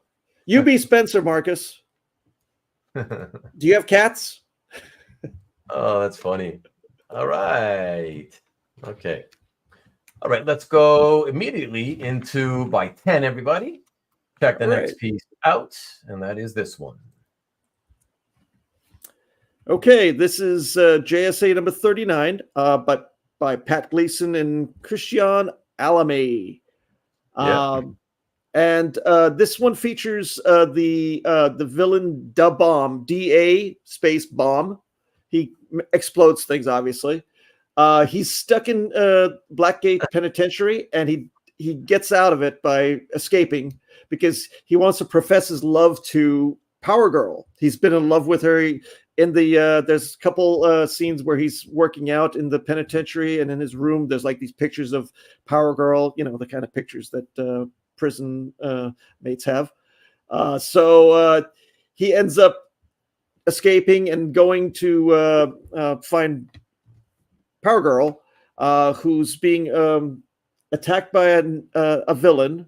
He takes care of the villain, and then he starts professing his love to her, and all of a sudden she's like, "Get out of my face!" She smacks him with a punch, and they start the whole little battle. And this is a splash, half splash of good old Powergirl. Well, some of her costumes there, some of it's not. Just throwing. She's about to throw that big. What is that? That's a Tonka truck kind of thing, right? It is a Tonka truck. It is a Tonka truck. Oh, you know what? It's actually a mining truck. Mining truck. Okay, so it's a mining truck. That's the kind of truck they use in open pit mines. Oh, okay. I thought it was a Tonka truck because of the color, honestly, because I used to have a Tonka truck. Well, Tonka trucks are based on those types of trucks. Yeah, anyway. I understand that. Yeah. So she's about to throw it at the bomb. So yeah, really nice page. If you like Powergirl, this is the kind of page that you want to get, and it's affordable. Yeah, love it, and great series too, of course. Yeah, well, yeah, that series. I forget who the writer was, but great writing as well. And let me see, what else do we got here in terms of comments? Nice callers. Is that Stone Cold Steve Austin? Well, it can be. If he turned black, yes. I heard that Stone Cold Steve Austin was once claiming to be Indian, and then all of a sudden one day he was just black. What? So maybe that's maybe this is an interpretation of that little inside political humor there. It went over your head. It's okay. Don't worry about it. Hart. Yeah. That's not me. A haul truck. Yeah, this page isn't for minors. There you go, Mike. Yeah. Yeah. Tonka, burn in love. I'll take open pit mines for 1,000, Alex. I'm in a mine right now. Are you literally in the mine now? No. You're not in the mine right now, John. I know you're not. I forgot about the kids. All right. Okay. Yeah, but great image, by the way, just to be serious for a second at least. Great image of the esteemed Powergirl, of course. With word balloons and action or not only because she's standing there, looking good, but also using her power, showing just how strong she is, right? So that's do you remember when they stopped doing word balloons? When they I don't know the precise year. I don't remember the precise year, unfortunately. No. Yeah. Like, that was a crime that they did, in my opinion, when they started doing that. John, you're literally in the mine. You actually have internet access from inside the mine, really? Wow, that's crazy. That's Suncor. Wow, that's wild, man. Canadians know all about mining, particularly Quebecers. Val de Source? What? Val de Source? You mean Val d'Or, Valley of Gold in French. John Rambo. Nick says it's early to mid 2000s. Thank you, Nick. All right. Yeah. So it's a shame that happened. Yeah. But I understand technology. A lot of great knowledge is being dropped here. Good stuff. Good fun as well. Let's keep it rolling, though. Move to number 11 by 11, and here is that one. All right. More DC. Sorry, Tom. This is JSA 81. This is the issue where they focused on Stargirl / Courtney, and the JSA members, one of the JSA members, Liberty Bell, her powers go haywire and cause havoc in the city. And Stargirl and Stripes are called in to go help the other JSA members. But this one has a really nice scene where they're going into action. Love the backgrounds for the clouds and the moon, because Art did a really nice job inking that. And you've got the classic shot of Stargirl riding on Stripe's back, which she does in the regular series as well. So this was a really nice piece. Unfortunately, it doesn't have the text, which is a shame. But I don't know. I don't know.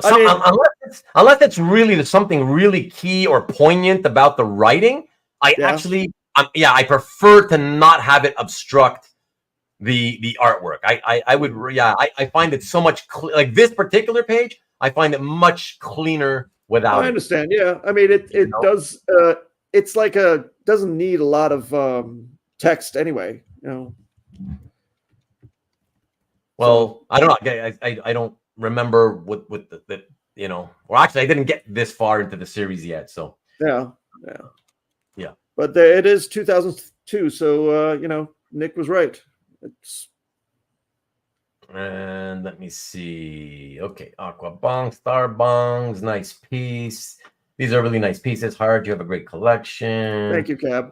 Yeah, John and Antoine, you guys know each other. What's up with that? Overlay, yeah, but it's very expensive, Antoine. Very expensive.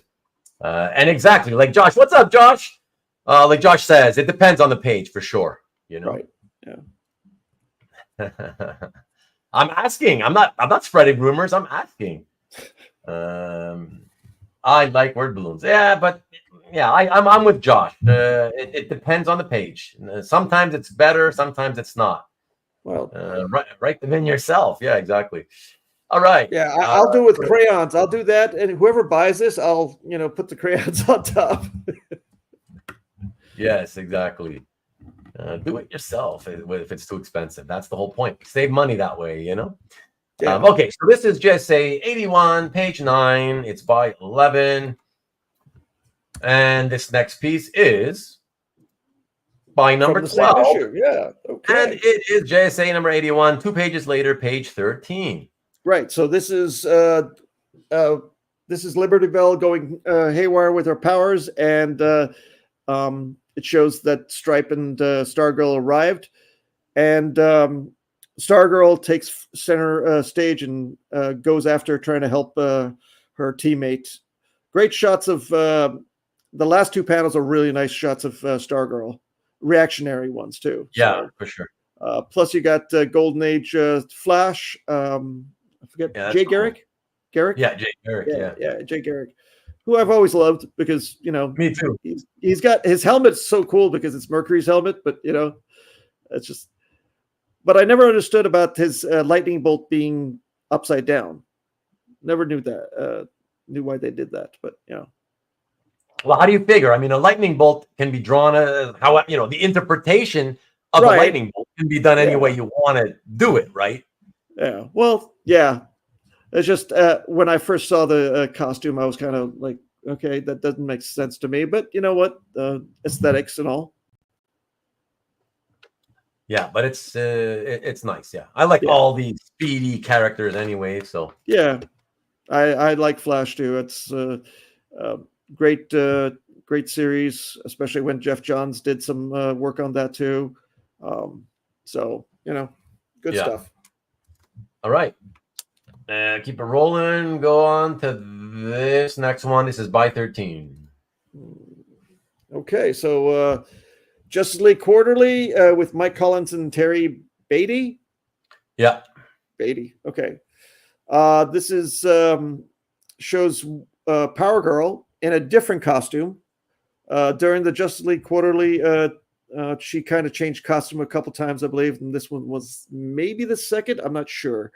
Yeah, but, very rarely seen costume for Powergirl. Right. I mean, it was more European because she was part of the Justice League Europe for a little while, and I think they wanted to do this kind of a Centurion-looking character costume, and she's got thigh-high boots and all that. This one shows her grandfather, Arian, the Immortal, showing up to take care of a. You mean Namor the Submariner? No, Arian. Oh, okay. Arian is he's a magician. He's like Doctor Strange, essentially, from Atlantis. It's a joke. I said Namor the Submariner because it looks like Namor the Submariner. Oh, okay. All right. Well, I'm being serious here. You're making jokes. What the hell is going on? What kind of show is this? I'm throwing you off, right? I'm like, I got something to say, and you're throwing me off. You're right.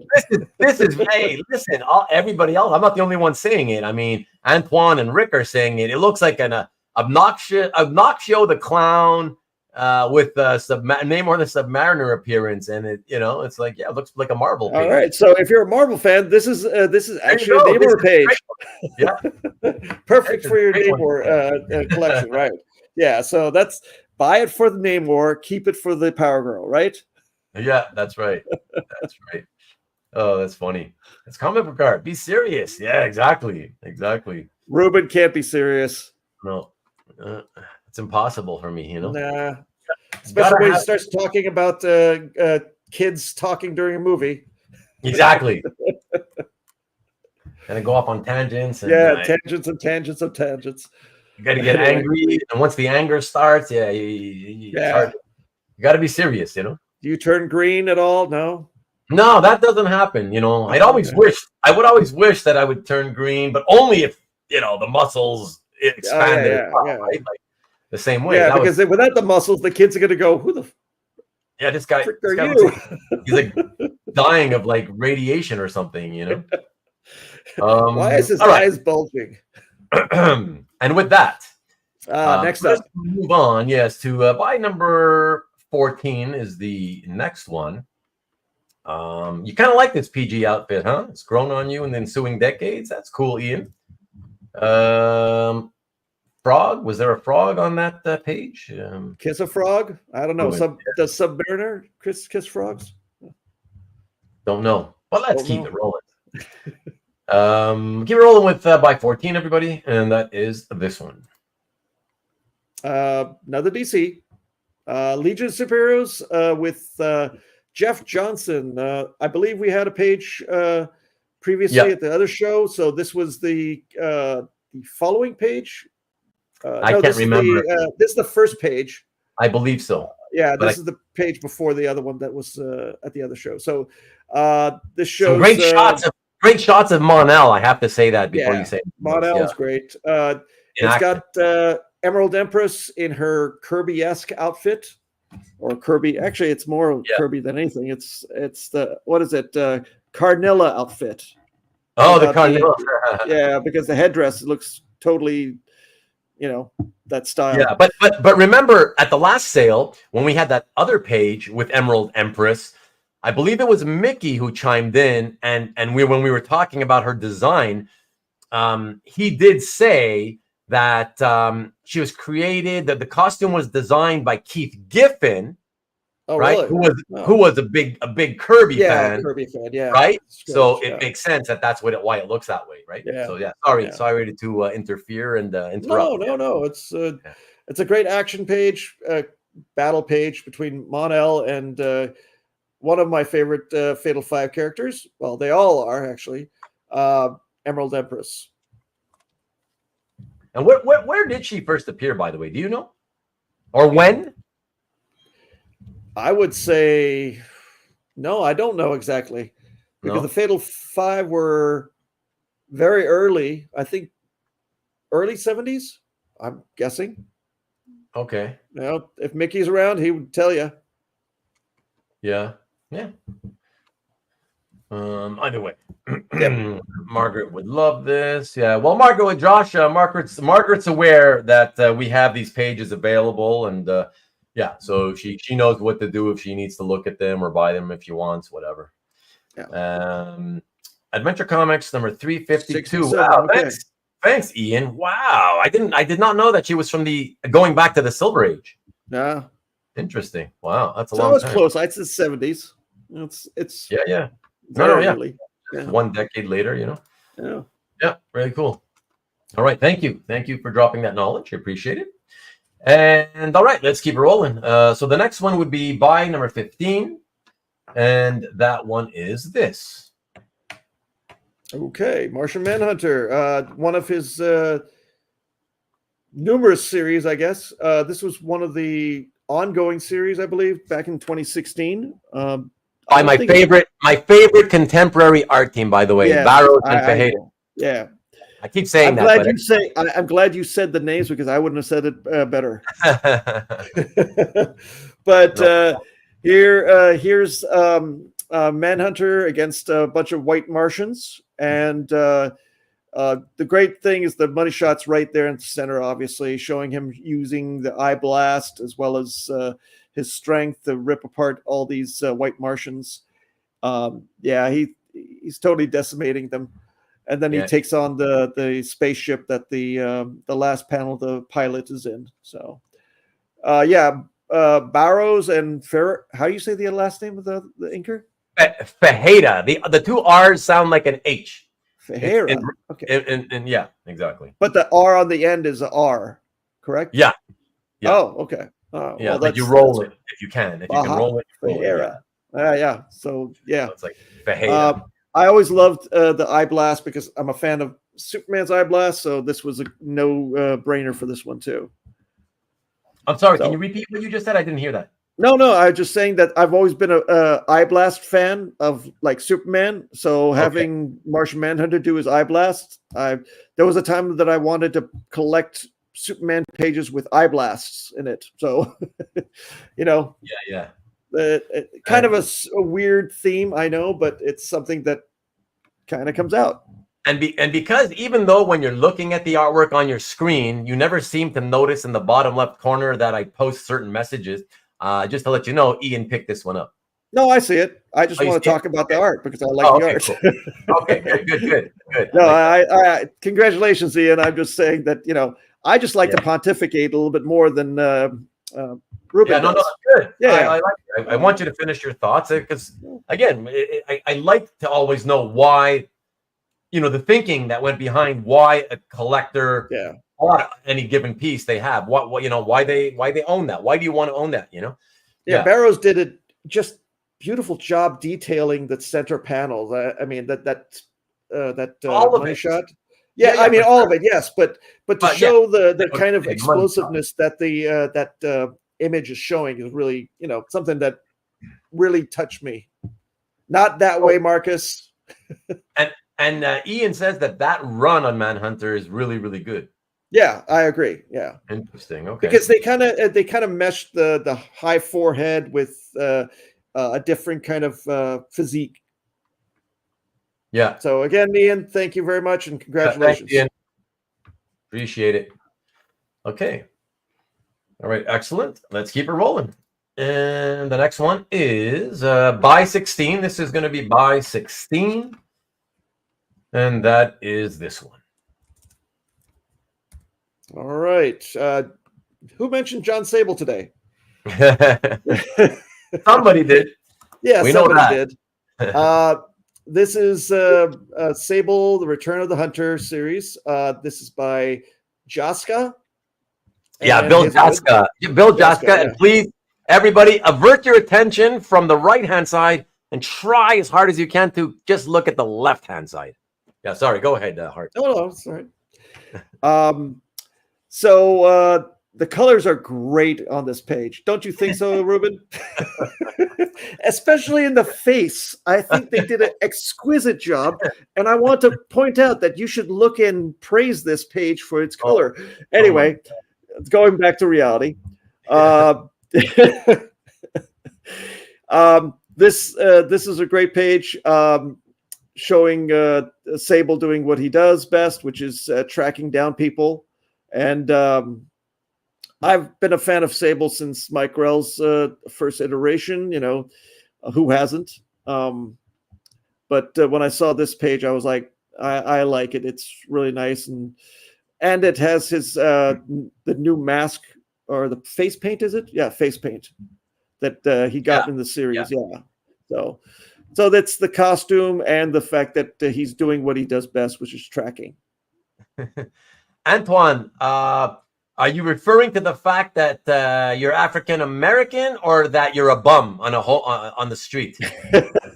I'm sorry, I didn't mean that. I meant homeless, a homeless person. Hobo. No, that's not a hobo. Hobo's okay. Which one are you referring to? I'm not sure. We're trying to just figure it out. Or does he own the car? We just want to get to know you better. That's all. Yeah. Antoine, do you know a person that says looking for some fun? That. Oh, that's funny. He says both. Okay, that's good. He's crossing all platforms. Loved reading Sable when the first series hit. All the older guys read it. Yeah, me too. And I got to be in the conversation. Yeah, for sure. So CJ had said it was a Studebaker. Rick is saying that it's specifically a 53 Studebaker Commander. Wow. So I guess Jaska really knew his vehicles.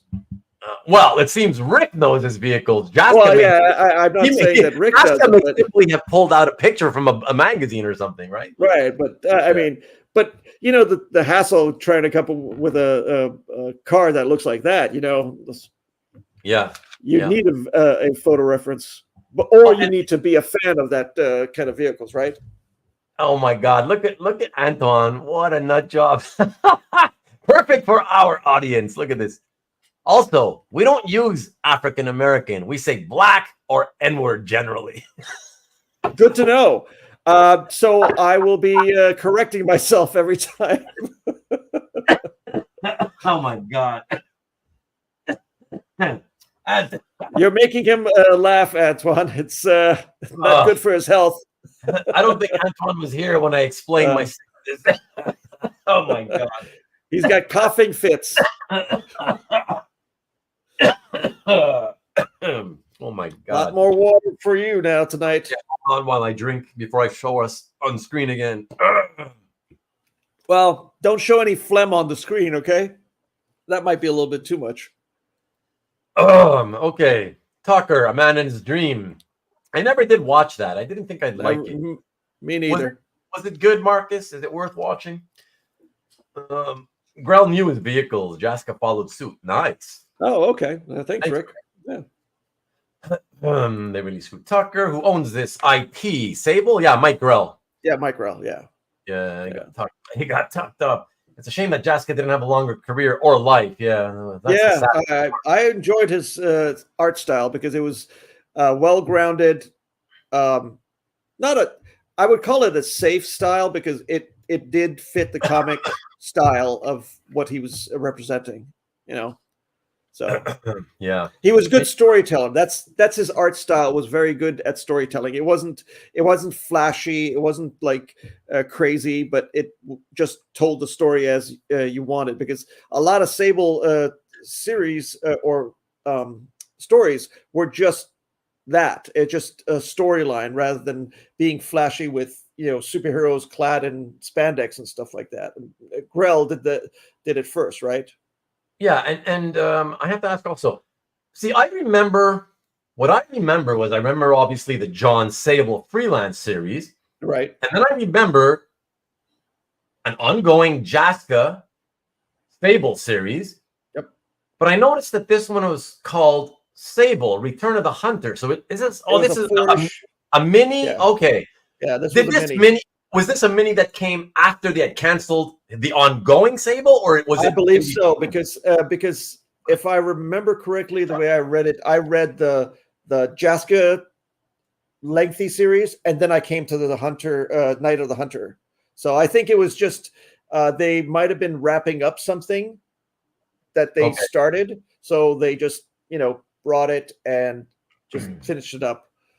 I don't know when Jaska passed away. Oh, who's that masked man? I believe that is Ruben the Masker. Hart, I am not your masker. All right. You're my Flemmer. Yes. Are you Flemish? Good evening, Rich. What's up, Rich? Hey, Rich. All right. We've never fooled around so much during a sales episode. Have you noticed tonight's a little bit extra fooling around-ish? I think it's because you're passing your phlegm to me. I'm passing my phlegm to you. It's a cross-border Flemish. That's probably that. Okay, let's keep it rolling, everybody. So 17 coming up here. So that is by -17. Here we go. Let's check this one out. Mm-hmm.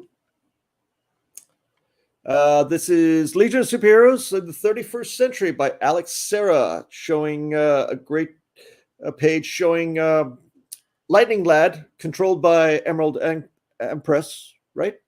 Yeah, that's there. Emerald Empress, yeah. Mind controlled by Emerald Empress to attack Superboy. No, so, that's believe it or not, that's actually Superman. Was it? Yeah. I thought it was Superboy. Nope. That's what I thought at first. That's what I thought at first, but I looked it up. It's Superman. Oh, okay. Here, all this time, I've been thinking it was Superboy because the way that everybody's drawn in a more younger appearance. Exactly. Yeah. Exactly. And because he was a part of the Legion for so long as well, Right. Yeah, but I will say that the center panels are better color versions than the lightning bolt version. You know, I'm not too happy with the coloring in the lightning bolt fight. You know, it just in which panels? The fourth the and fifth? The top panel, the blue panels. I'm not hot on those. Yeah, because they kind of there should be a little more depth to them. They're kind of just blah. Whereas if you look at the 5th panel where Lightning Lad is coming towards Superman, they have the buildings are correctly shaded, in my opinion, that show kind of the depth that panel shows. Mm-hmm. Because if you look at the original art is hard to see because the background cityscape is all one tone and one line width. But they did a good job in the coloring panel, to show the depth. Yeah. Okay. Well, talk about the actual art, though. Oh, okay. All right. I'm sidetracking now too, huh? So anyway, like I said, it's a great battle page between Superman and Lightning Lad, and it continues a couple more pages as well. So I believe we have those maybe here too, or we had them last time. I forget. Yeah. So we have 2 more, and the reason is simply because you obviously you had a lot of you're a big Legion fan. You had a lot of Legion pages, and tonight there's 3 because they happen to be 3 consecutive. So okay, that's it. So this is by 17. The next 2 are by 18 and 19, and those are page 16 and 17 since this is page 15. So let's go to those. Yeah, and to tell Stanley, hold on. I don't know my own art because I've got so many. That's why I'm going down to 25. It's Stanley. You know this. You forget the stories. After a while, you can't remember all the details, right? No, it's like I know the art. I love the art, and it's kind of melds together after a while. That's it. All right. So so you'll go to the second out of the 3 consecutive page sequence. So that's. This is the second one right there. This is Superman eye blasting. So this is a scene that I liked as well because the eye blast, and it shows a good fight scene between a Lightning Lad sending a lightning bolt right into Superman. Excuse me, and that's really a lovely panel on the bottom. Yeah, it's a good fight scene. The second panel. The one thing that I want to ask is I don't know if the Legion headquarters has the shape of the middle panel in the center because it's got it looks like a hat. It's kind of weird. I don't know why Alex did that. Maybe does the Legion a superheroes building look like that? Or did he just do it out of just a cinematic style? Yeah, I don't know. It could go either way. It looks like a building, a roof, or something. But you know what? That's yeah. It does look like that was kind of the intent, Yeah. Yeah. Ian says it, or CJ says it looks like an old school Pizza Hut. Yes, you're right, CJ. That's true too. That's true. Old school Pizza Hut, absolutely. Legion superheroes headquarters looked like an upside down rocket at one point. Okay. Oh, okay. Thanks, Ian. Yeah. Yeah, and CJ, if you mean I have Legionnaire's disease, if you got my money, honey, I got your disease. So how cornball can you be, Ruben? Yeah. Very. Yeah, I try. How could I doubt that? Yeah. All right. And then the last one. So that is, let's see, 17, 18, and 19. It's by 19. It's the third of the 3-page sequence. Right. It's because this is where Lightning Lad actually takes out Superman. So this is the end of the sequence showing the whole battle scene. So it's nice to get 2 consecutive pages, but getting 3 in a row is even better, in my opinion. Yeah. Yeah, it's cool if you're a Legion fan. I've mentioned it before in the past many times. I'm a sucker for sequences. Yeah. I have bought sequences on several occasions because I can't bear to break up the sequence because it looks so good together. Right. Well, I mean, this is the only 3-sequence page I've ever had. Usually, I find 2 in a row, and that's about it. But this was the first time that I managed to get 3 in a row. So yeah. Cool. But they have to go because they're not part of the 25. There you go. Exactly. All right. And from the Legion, not sure what we go on to. Is it Marvel? It could be. It could be. The buy number is 20. So it's buy 20. And here it is. Oh, not even Marvel. You're not right. Marvel or DC. Yeah, Dark Horse. Yeah, that's independent. So this is the Brian Hurtt 6th Gun issue number 50. This is the last issue, page number 1. It's a retelling of the origin of the revolvers and the weapons that the incarnations of the weapons, the revolvers that they use in the series. So I liked it because it was an origin page of sorts of the items that they covet, and it shows various stages of Neanderthal with Templar and even Machiavellian and what is it, French Revolutionary style panel. So I think that's Notre Dame, isn't it? In the 4th panel, but I'm not. No. You mean Nostradamus? No, Notre Dame is or no, that might be the Spanish cathedral. I forget what it is, but it's. Well, Notre Dame is French, not Spanish. Right. And I think this is the Spanish one, but I'm not sure. It could be.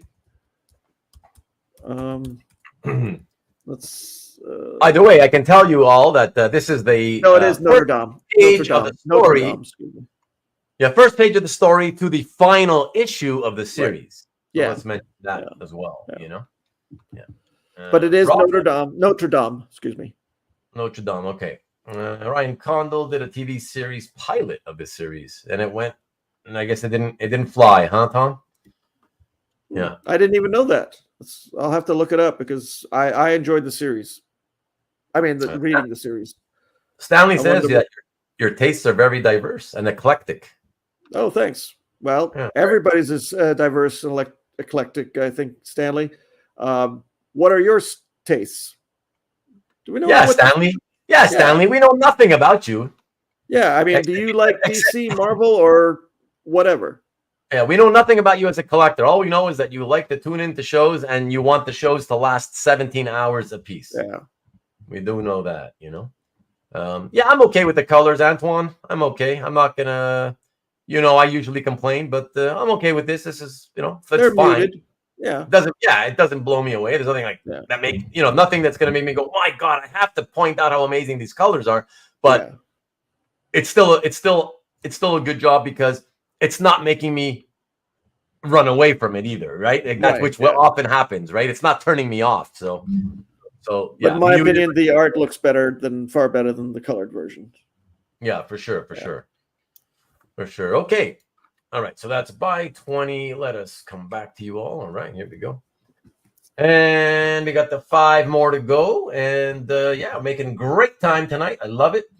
And if I may, since there's only a handful of pieces to go, everyone, let me just remind you. So next week will be another sales show, but even more specific than DC with a little bit of Marvel and indie. It's going to be a half book drop. Really, look, what I wanted to do was a preview. It's really, even though it doesn't say so on the thumbnail, I wanted to do a preview show so I can talk with my good friend Jason Hussa. Check it out. Here we are together, and of course, we took that picture together. Of course. and the coloring is great, by the way. Thank you. And this is it's gonna be it says live art drop, and it is only because what we really wanted to do was just kind of do a showcase of some of the art from this issue. It's a double-sized issue. It's 40 pages. Of course, I didn't want to do a show that would take too long to show it all, so we're gonna show 20 pages, so half the book. And only because I knew that people would ask, can we buy? Can we claim? I figured, you know what? Let's make it a claim show as well. So you'll be able to claim the pages if you want. But otherwise, all the art will be dropping a few days later after the show. Has this been printed? I mean, seen publication yet? No, it's this. So the comic book will be coming out this Wednesday. Oh, I should get that then. Yeah. So if anybody if anybody goes to the comic shop and picks up this issue this coming Wednesday, and then 4 days later you can tune in here and see the original art for it. Cool. I'll have to do that because this looks awesome just by the one image right there. Yeah, I appreciate that. Yeah, no, it's fantastic. It's really, really nice stuff. And a Swamp Thing and Ivy appeared together in Mike's The Swamp Thing title that he did a couple of years ago. In 2 issues. I think it was issue 3 and 4, a 2-part sub-story, if you will, as part of the overall arcing storyline. And those were 2 of the most popular issues in terms of people and getting original art and stuff. So is this a continuation of those 2 issues, or is this a brand new story? No, it's like a one-shot. Oh, okay. It's a one-shot written by G. Willow Wilson, who is the writer of the current Poison Ivy series. Oh, I got you. Yeah. And so let's see a couple of comments here. A lot of collectors seem to prefer Marvel and DC. Yeah. That's it's always been that way. Even just in comics, it's always been Marvel over DC. By the numbers, if you will, Antoine. You thought I would have a nicer physique. I appreciate Antoine, that. you should put a picture up of yourself, and we'll put it right next to Ruben, right there. No, Mike will when this show begins, he will be sleeping at 1 a.m. where he lives. So he'll be in bed, long since gone to bed. He's in the UK? He lives in the UK, yeah, exactly. Okay. Mannix did not draw the comic. Sick, thank you. Antoine is definitely on a roll tonight for sure. Jason's insights will be amazing. Thank you, Cab. Appreciate that. And he's actually traveling. Let me come back to you. Jason is traveling. I'm hoping he'll show up. He says he will be able to, but he left home yesterday. Had to fly to Texas. His dad's going through cancer treatments. So he went out to spend a couple of weeks with him as he goes through the start of the treatments.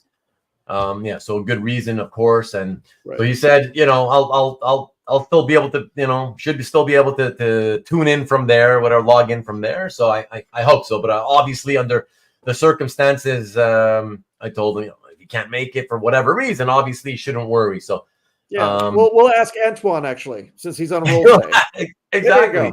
Antoine, it's your initiation time. Come on. There you go. You got to pop your cherry sometime. But anyway, so that'll be next Sunday, everybody. So please at the usual time. Let me queue up the next image, number 21. Let me see. Ruben is going bald. I've been going bald since I was like 25. Sorry, I didn't mean to laugh. Yes, I did actually. Rough crowd. People, guys who aren't are lucky. Let's leave it at that. Yes, thank you, Cab. I appreciate that. I will. We all going bald. Yeah. Wait, was that? All right. So yes, number 21. By 21 is this one. Everyone, check it out. All right, another indie series. This is from the Wanted J.G. Jones series. Good comic book series, crappy movie. We've talked about this already. So Stanley, don't ask even. This is this issue or the page that shows the main character who looks like Eminem, being beaten by one of the syndicates, or this, I forget the group's name, and he finally fights back and totally takes him out in a bloody, very much like it's Garth Ennis, right? So it's it's Mike Miller, right? Mark Miller. Mark Miller. Yes, Mark. Not Millar, it's Miller. Exactly. Yeah, so it's Mark Miller, the more ultra-violent kind of scene that they show. Any kind of Preacher fan, that's you, Mike, would understand this scene. It's pretty horrific, but it's a great shot on the bottom of the character looking exactly like Eminem. That's right, Marshal Mathers, baby. A lot of cameos in this series. Yeah. Hey, Sean, what is up, man? Good to see you. The coloring sucks, though. Yeah, Truly. As always. Yeah, well, as usual. Yeah, what are you gonna do, right? What, they got a red light going on in one room? Yeah, exactly. Didn't make any sense. Yeah. Better to not talk about it. But well, we hopefully we can get away from that color and go to buy 22. We go to buy 22 because we have another Wanted page from the Wanted series, and it has at least somewhat better color. So why don't we take a look at that? Okay. I think so. Yeah. All right. Let's check it out. Let's check it out and let everybody else be the it's like color aficionados. Yeah, it's even better. Especially the starburst on the butt shot. That's really nice. It's like somehow he's exploding out of his butt. It's like an exploding fart, Yeah, it's an exploding fart. It's actually illuminating. So anyway, we've got here another Wanted page. This is from issue number 5. The first panel shows the killer taking out Mr. Freeze from DC, even though that this is not the actual Mr. Freeze, but in the series they used all these kind of DC and Marvel characters that they kind of place strategically between the fights. So if you pay attention, you'll know the little Easter eggs here and there. And first panel is Mr. Freeze. The third panel is showing like Thanos, and I believe Reverse Flash is getting it in the chest. And I believe the one in front of him, I believe, is Venom. So, and then the bottom characters that are getting shot to bits is one of them is Mr. Mixoplick, who's in the front. Actually, in the back, sorry, with the little mace. So, all right. And can you just really quickly, just for those of people who don't know, because until you gave me the pages, I didn't even know, because I never read it, right? And I never even read articles about the series. Can you just quickly explain, like when you keep mentioning that all these Wanted pages have cameos of these DC heroes and villains getting killed and stuff? Like, well, it's because the series is about where all the villains team up in their universe. But these are brand new characters created for this series. But they're based on DC and Marvel's heroes. They're just kind of loosely based, right? Loosely based on them, right?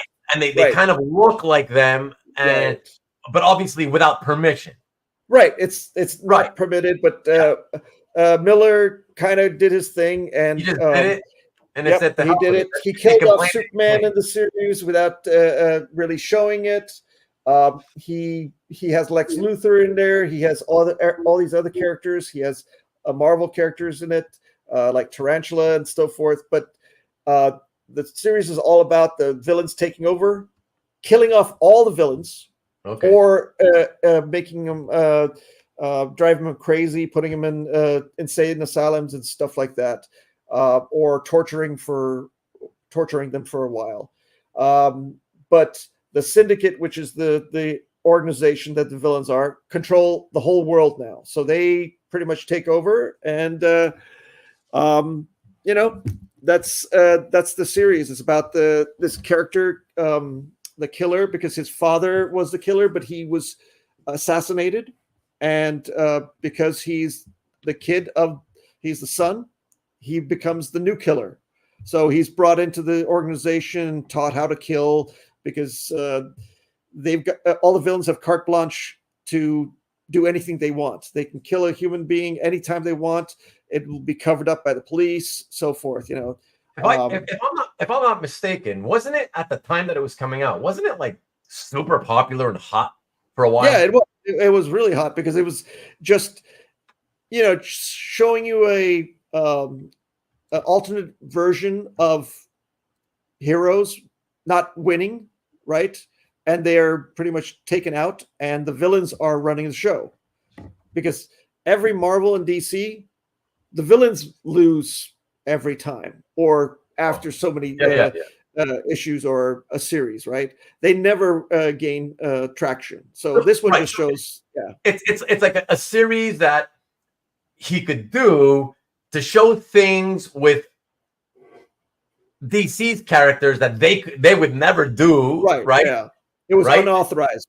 And unauthorized. Do it and get away with it without having to pay for the rights to anything, whatever. Yeah. I mean, they changed the colors of the costume. They made the costume a little bit different for certain characters.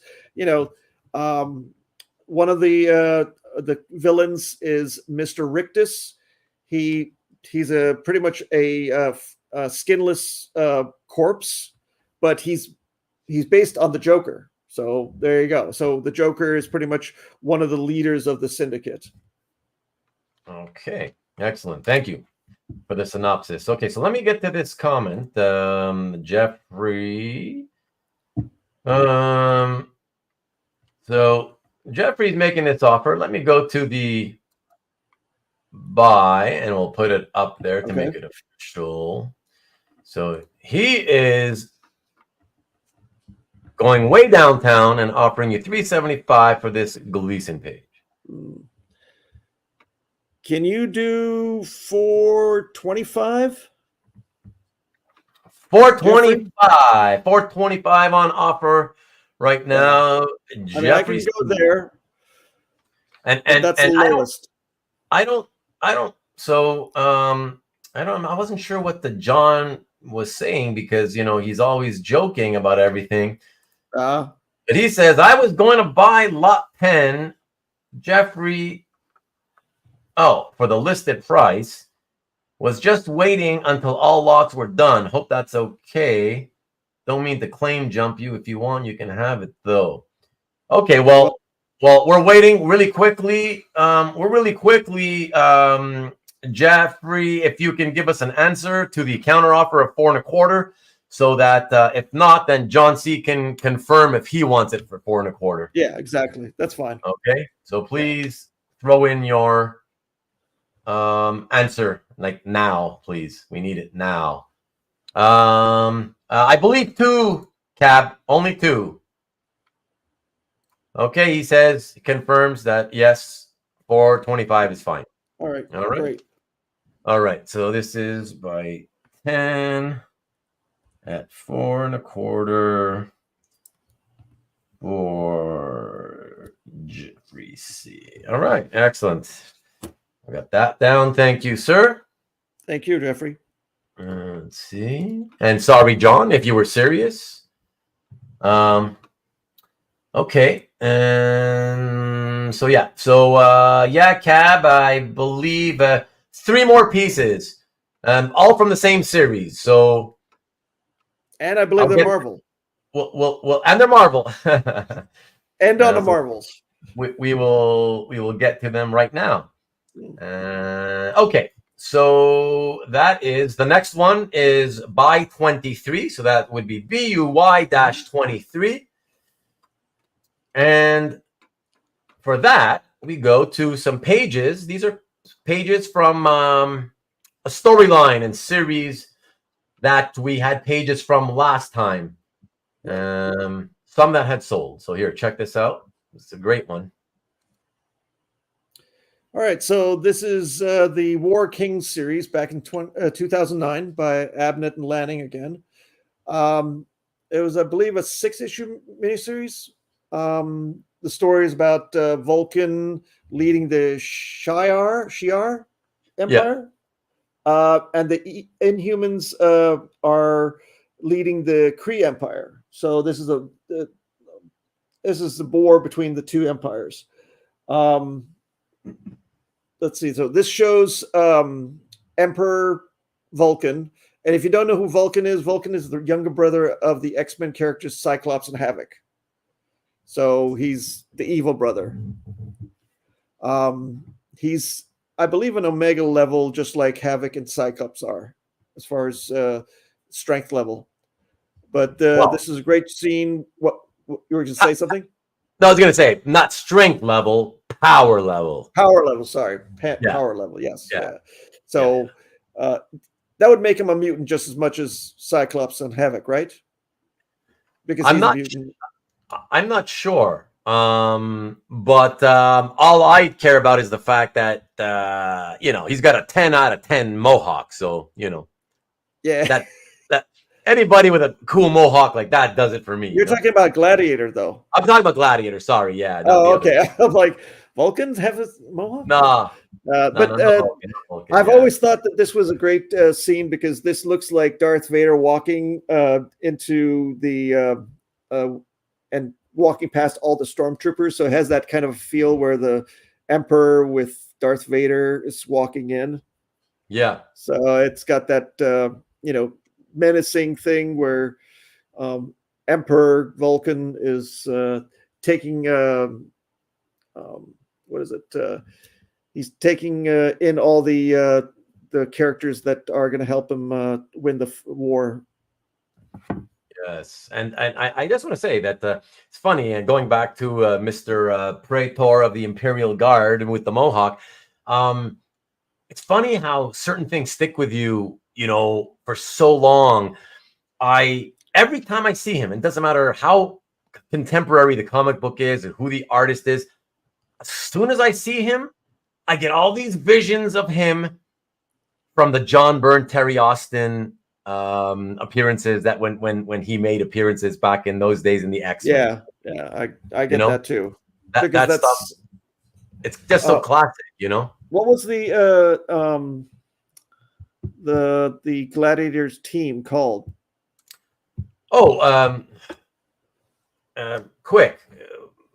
Well, it's not. Isn't it just the Shi'ar? Is it just? No, it was somebody out there that will probably know it. Gladiator and the, I don't know. Doesn't come to mind. I just trying to think about that, but the Imperial Guard. Oh, the Imperial Guard. Okay, makes sense. The Imperial. Right, which I had just said earlier when I said the Praetor of the Imperial Guard. Yeah, that's true. Yeah, you're right.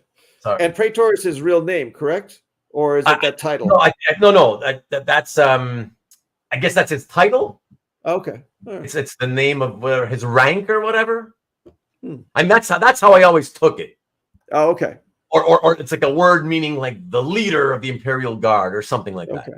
Yeah. Well, essentially, he looks like Superman, right, with a mohawk. Yeah, pretty much. Hey Ian, what's up, man? Are you saying yap to what Praetor means? I'm not sure. That was a minute ago. So, the Muppets. What? I think Vulcan is supposed to be much more powerful than Havoc and Psyche. Oh, okay. Well, that's even more Omega. Is there something above Omega level? Oh, yeah, there's the signs. I don't even know anything about what you're talking about when you said Omega level. Well, that's something that there's, I don't know, like 10 years back or more, there was like this thing about how they were scaling different. Oh, really? The power level of mutants. Because they said that Havoc and Cyclops were Omega level. Oh, I don't know who else is above that, or if there is one. I mean, there's the Beyonder. If they're Omega level, what is the Hulk and Thor, for instance? I don't know. I think they're Omega as well, but they're not mutants. I think it's only for mutants. I'm not only sure. for mutants. Okay, I think it's only for mutants. But somebody could have. Ian says Omegas are like Storm, Iceman, Legion, Magneto. Huh. So it is mutants only, probably. It's Then. mutants, I Yeah. guess. Okay. So Hulk is not a mutant, you know. I don't want to cough. I don't want to cough, Marcus. The myth, Apogee. I don't know what the. Don't know that one. Yeah. Oh, that's Tom, the next level. Tom confirms that it's only. Okay. Mutants, yeah. Thanks, Tom. Yeah. Okay. That Yeah, makes sense. So who is like the most powerful? Are they trying to say now that Scarlet Witch is like one of the ultimately top powerful mutants? I don't know. You guys I don't know. Anyway, you know, Cat needs to get out of here. We'll show the last couple of pages. Yep. Although I don't think you'd have interest in them, Cab, given that if you were going to be interested in either of the three, I would have figured it'd be the Splash. So, but yeah, let me cue those last couple. Cue it up quickly. Okay, hold on. Here we go. 24. Yeah, by 24. Here we go. All right, so continuation of The War Kings by Paul Pelletier and Magyar. This is a great shot of the fleet going to attack the Kree Empire. And I've always liked close-ups, just like you were mentioning, and the last panel really shows like the evilness that Vulcan is all about, you know. Okay. I'm with you, Marcus. Sophia Gigante is Omega level. Sorry, I don't want to ruin it. That's from the Penguin show, so that's just so you know. Yeah. I know a little bit, but I'm trying not to. IG has a lot of the spoilers on there too. Oh, okay. Yeah, so I'm trying to keep away from that. Yeah, Antoine, I know that's a killer outer space spaceships panel. Well, it's all about cosmic battles too, so it makes sense that they do that. Yeah, really, really cool. Bootlegging in the house, Dan. What is up? Yes, sir. It's been a great show for sure. And let's see. CJ was the name of a workflow. Okay. Done. All right. And here we go. 24, everybody. I'm going to come back to you real quick and go right back into the last one, which is also from the same series. Right. And this is by 25. Here we go. And remember, one last time, everybody, that everything will ultimately, in the next few weeks, go to the website, my website. Okay. But before that happens, if you change your minds or you want to talk about working on deals or on anything or whatever, reach out to me. Or if you already know how to reach out to the Hart, his link for his calf is right down below in the description here. So you might as well just, reach out to him if you want, whatever. Yeah. My email address is hotvan. No, just kidding. Marcus knows it by heart. Yeah, let's not go there. Right. But okay, final one for the evening. Here we go. All right. Oh yeah, so this is when Vulcan captures Lilandra. Is it Lilandra? Lilandra, yeah. Lilandra, who's our Professor Xavier's love, right? Well, at one point, certainly. Oh, he doesn't love her anymore? I didn't know that. Well, I thought I imagine not. I mean, geez, that happened in the 1980s. So, how long? Well, how many the comic characters that are couples have they? Is there any that have stayed a couple nonstop for like 35 years, 40 years? Yeah, it's true. I mean, if you look at Jean Grey and Scott Summers, right now he's into the White Queen, or what's her name? Emma Frost. Emma Frost. Yeah. Isn't that something that's going on? A little triangle there. Well, anyway, besides that. So tangent. So this is a bondage page of Lilandra in chains or whatever that is. I don't know. It's like a collar. It's like a collar, yeah. But nice panels of Vulcan and her. And the last panel really shows why Gladiator's dissatisfied with Vulcan because the way he treats prisoners as well as how he treats his own people. So, this one I like. Yeah, I like the Legionnaire armor in the first panel. That Vulcan has on, really cool. But that kind of fits his motif of being an emperor, like Caligula or whoever. Yeah. And apparently they have a child together, Lalonde. Oh, right. Well, isn't that who Legion? No, Legion is not. No, Legion is with what's her name? Moira McTaggart. Yeah, Moira McTaggart. That's it. Yeah. Yeah. So Lilandra and him have a son. She's just on the rotation. Nice. Cab just picked up. He wants the buy 8. Let's make it official. Okay. And thank you, Cab. Sorry, everyone. Let me as well get off here. And we have a buy number 8 at 750 of JLA number 23, page 10. Howard Porter, John Dell. I thought you might have gone for the other one. I thought if anything, you would maybe enjoy the fact that the other JLA page actually has the penciler and inker as characters, Cab. But just a wild guess, anyways. But this is a pretty cool page, anyway. So yeah, it's got a nice Martian Manhunter.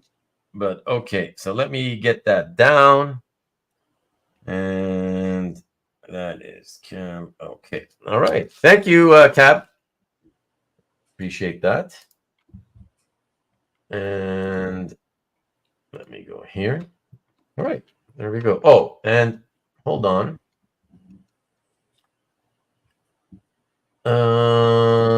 Here. Lee makes an offer of 4, so let me put buy 5. Okay. Up here to make it official, and he's offering 400 on this J.H. Williams beautiful Batman page. I'll go with that, Lee. Yeah. It's going to a good home there. Yeah, fair. Okay, by 4. Okay, so you got 4 for Lee. Partner. Okay, got that one down. All right. Let me get this. Come back to you all. Come back to y'all. Y'all don't come know back. Who the Lilandra and Professor X kid is, right? We have to look that up some other time.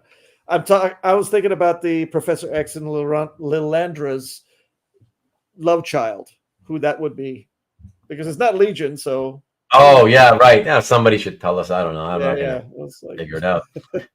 Jeffrey C asked, "Did we reach out to you or to Hart if we claimed anything?" Yeah, you might as well just reach out to me. All right. Yeah, you might as well reach out to me. I'll tell you. Where to send the payment. And just to show you that. Sorry, let me put it up here. I mean, most of you probably already know, anyways. Obviously. But just in case, here we go. Yeah, email me there. So it's easy to remember. It's my name, and I use Gmail. So it's my full name, Ruben DaCollector. Your last name is Collector? Really? My real name is DaCollector, believe it or not. Yeah. Duh is your middle name. So, okay. Yeah. Right. No. It's DaCollector. Like, there's Da Silva, right? Oh, okay. The Giorno. So it's like Spanish. It's like Italian. It's Italian. I come from a long line of DaCollectores. Okay. But here on this part of the world, you don't want to be pretentious and pronounce it that way. Nobody can do it anyway. Right. So, DaCollectore became. So you're a fan of Pizza Hut, and that's it. That's it. So for original all of you, pan crust. Those of you picking anything up except for pan pizzas, do email me there, and I will just to remind me what's the piece you picked up, and include, most important of all, address and phone number, please. Address and phone number, contact number. Okay, and let me jump back in here real quick. So see, even Jeff is saying Moira, but that's Legion. Legion is the child of Moira and Charles. Ian right? just said that it's Xandra is Professor X and Lilandra's daughter. Xandra is Xandra. I've never heard of that character. Do you know who that character is? That's a way newer character. Yeah. So for me, it's. But then again, I haven't been in the X-Men scene for a long time. Yeah, no, me too. Yeah, thank you, Lee. Appreciate it.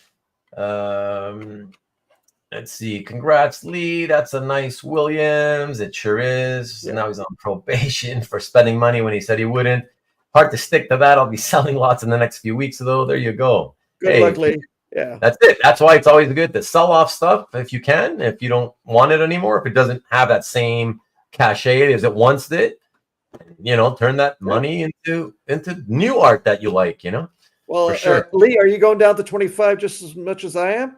Yeah. Yeah. Good luck. I don't think so. Yeah. Nobody's that crazy. I'm the only one that's crazy in this business or hobby. the Ruben, the Papa Giorno. There you go. Yes. When you're a Ruben, your family. Hey. Oh. Ruben and Hart, thank you for a great show. I have to check out. Thank you very much, Boston. I appreciate you. Thank you. We'll be in touch.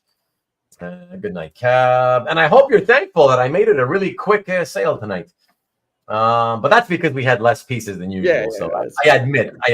Yeah, we still we can get to sleep. You can stop coughing. Then go to sleep. That's what you do, right? Oh, thank you, Ian. She's from very new, the Hickman era. Okay. Yeah. Well, that's way out of my purview. Legion is the child of Charles and Gabrielle. Oh, Gabrielle Holler. Who's that? Moira's child was Proteus. Oh, right, Proteus. I forgot. I keep confusing Proteus with Legion. I forget that there's two of those. Yeah, because they kind of have the same kind of effect when they mess. Yeah, exactly. That's why I always confuse them, and I forget about one when I think about the other. Because they mess with reality and all that. Yeah. Yeah. Holy crap. Thanks, guys. Thank you, Dan. Bootlegging is a habit. Yeah. Dropping knowledge is a habit too. I love it, man. All right, good.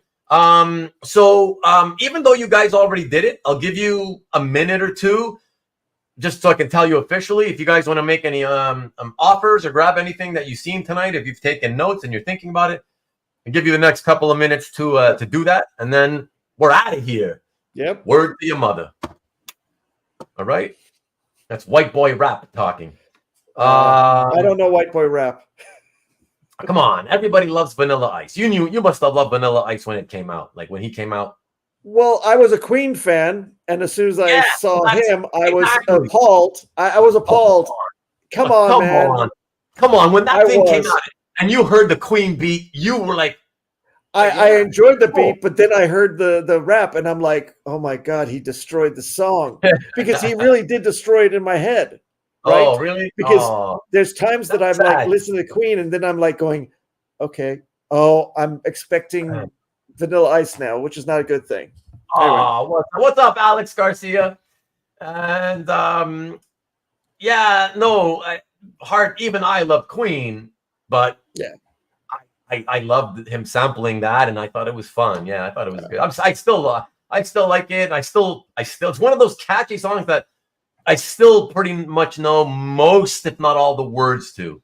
Oh, okay. Yeah. Well, yeah. Well, I do like the In Living Color where Jim Carrey did impersonation of Vanilla Ice. We never used to get what was that channel that it was on the network? 11 Fox. That was Fox, but that wasn't regular Fox, wasn't it? Wasn't it some kind of? I don't know. I thought it was Fox. I did have Fox, but I never got that program. Okay, well, whatever. It could have been channel 13 for us. I forget. But anyway, that you can probably see it on YouTube. Just find it. You'll be fine. Ruben tastes bad, by the way, too. Ruben was a fan of Snow. I was. And I still occasionally listen to the album, that first album. Yeah. And Marcus, I don't know if you ever knew, but like in the late 90s, 7 or 8 years later, he came out with another album. And it wasn't that rap with Jamaican patois that he was doing on the first Informer thing. Yeah. Although he does a little bit of that patois stuff. But there was a good song that got airplay. How did it go again? Oh my gosh, what was it called? I have it in my car. on my my 90s playlist or whatever. That, but it was a good that one. much of a fan. Okay, all right. Most people never heard it though, I don't think. Crazy game. Okay. I will try to get the 30-ish. Okay. Ruben wrapped Informer. Nah, that's too hard, man. He had a way of the whole Jamaican patois thing that he did. It was very difficult. So I'll take a look and listen, make an offer on some art, or you'll be missing. Oh my God, that's horrible. Got to run as well. All right, Ian. Thank you very much for dropping by. Thanks, Ian. Thank you. Yes. Happy to receive your email. Yes, please email me. Thank you, Ian. And look at that. He's so silent and stealthy. Oh, doesn't say a word as usual. And at the end, enjoyable show. Really liked it. Thanks, guys. We didn't even know he was here or not. Thank you, Mickey. We should have been asking all the Legion questions all to Mickey. Yeah, that's true. Well, he heard though. He's listening. So yeah. If he really wanted to, that's what. Maybe he wasn't watching all the whole thing. I don't know. Maybe he just too far from the computer and couldn't be bothered to come on and type. Yeah. I don't know. But I won't hold it against him. That's okay. Second buy from Hart's collection. They will have a good home with me. We know that. Thanks, Lee. Sure. Early Fox. Yeah, okay. Jaden Daniels looks legit. Future's bright. I don't get too excited on the rookies when they're, let them play and do it for 2 or 3 straight years.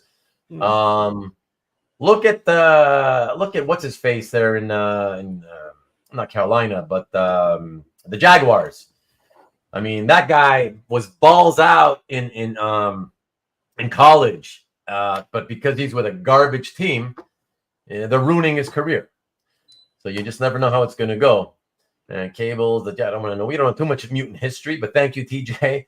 Our daughter says the curse of Snyder is broken. Okay. Ruben the Rapper. Everybody wants to be like you. Oh, interesting. But that wasn't the one, Marcus. But I forgot about that one. Wow, I forgot about that one. I wonder if it's from on next week's show. I'm wondering if it's even from the same album. What the hell is Snow? Canadian white boy rap, exactly. Paul's was out. He who aims with his eye has forgotten the face of his father. What? Joke thing? Nope, that wasn't the one. The Peach. Oh no, the Plum song. Check it out on. It's a really bad. For some reason, they don't have a good quality video, Marcus. But do here on YouTube. Do a search for the Plum song. Okay, Snow, the Plum song. It's really catchy and it's nice. Yeah. Let me know what you think. I'm putting it down right now because I'm intrigued. No, what? Oh, you have it on now. No. I'm just texting to myself that I will. Okay. Later, yeah. That's a nice one. You can do it when we get off here now. Yeah. I can do that, but it's like. Well, you want to end on the Plum song? You can hum a few bars. How's that? We'll talk privately. You can listen to it as we talk together, so you can tell me what you think. And I will be appalled. All right. I was watching on my TV. I have to go to my iPad to make the comments. Exactly. That's what he said last time. That's right. I got you, Mickey. Right. Well, thanks for watching, Mickey. Exactly. Yeah. Thank you as always. We made a few jokes that made sense because I don't know if I make any sense. All right. So the rest of you who did claim anything tonight, please, as I said, please reach out to me. Again, one more time here at my email. All right. Reach out to me here. Full shipping address with a phone number, please. All right. And then I'll tell you how to pay a Hart. Okay. And so there we go. And I will, as always, leave you guys with the thumbnail for next week's show. Oh, but the Ruben way. Thank you very much. What? Oh, you should do the same thing. You do it all the time. Oh, thank you, guys. Thank you, guys. Appreciate it. Thank you. Arigato gozaimasu. Sing it. Always fun. Appreciate that. Yeah, have fun. A lot of fun with you as well. Yeah. It's all because of you guys. It's always a ton of fun. So thank you. Appreciate it. Fun show. Congrats on the sales. Get well soon, Ruben. Thank you, man. Appreciate it. Thanks, Rick. Thanks as always for everything. All right, guys. We have Bill's Place Tuesday and bootlegging, as the habit says. Good night, all. All right. Good night, all. Have a good night. Yeah, with this. Come back next week for this. Gonna be a great show next week. Peace and go blue.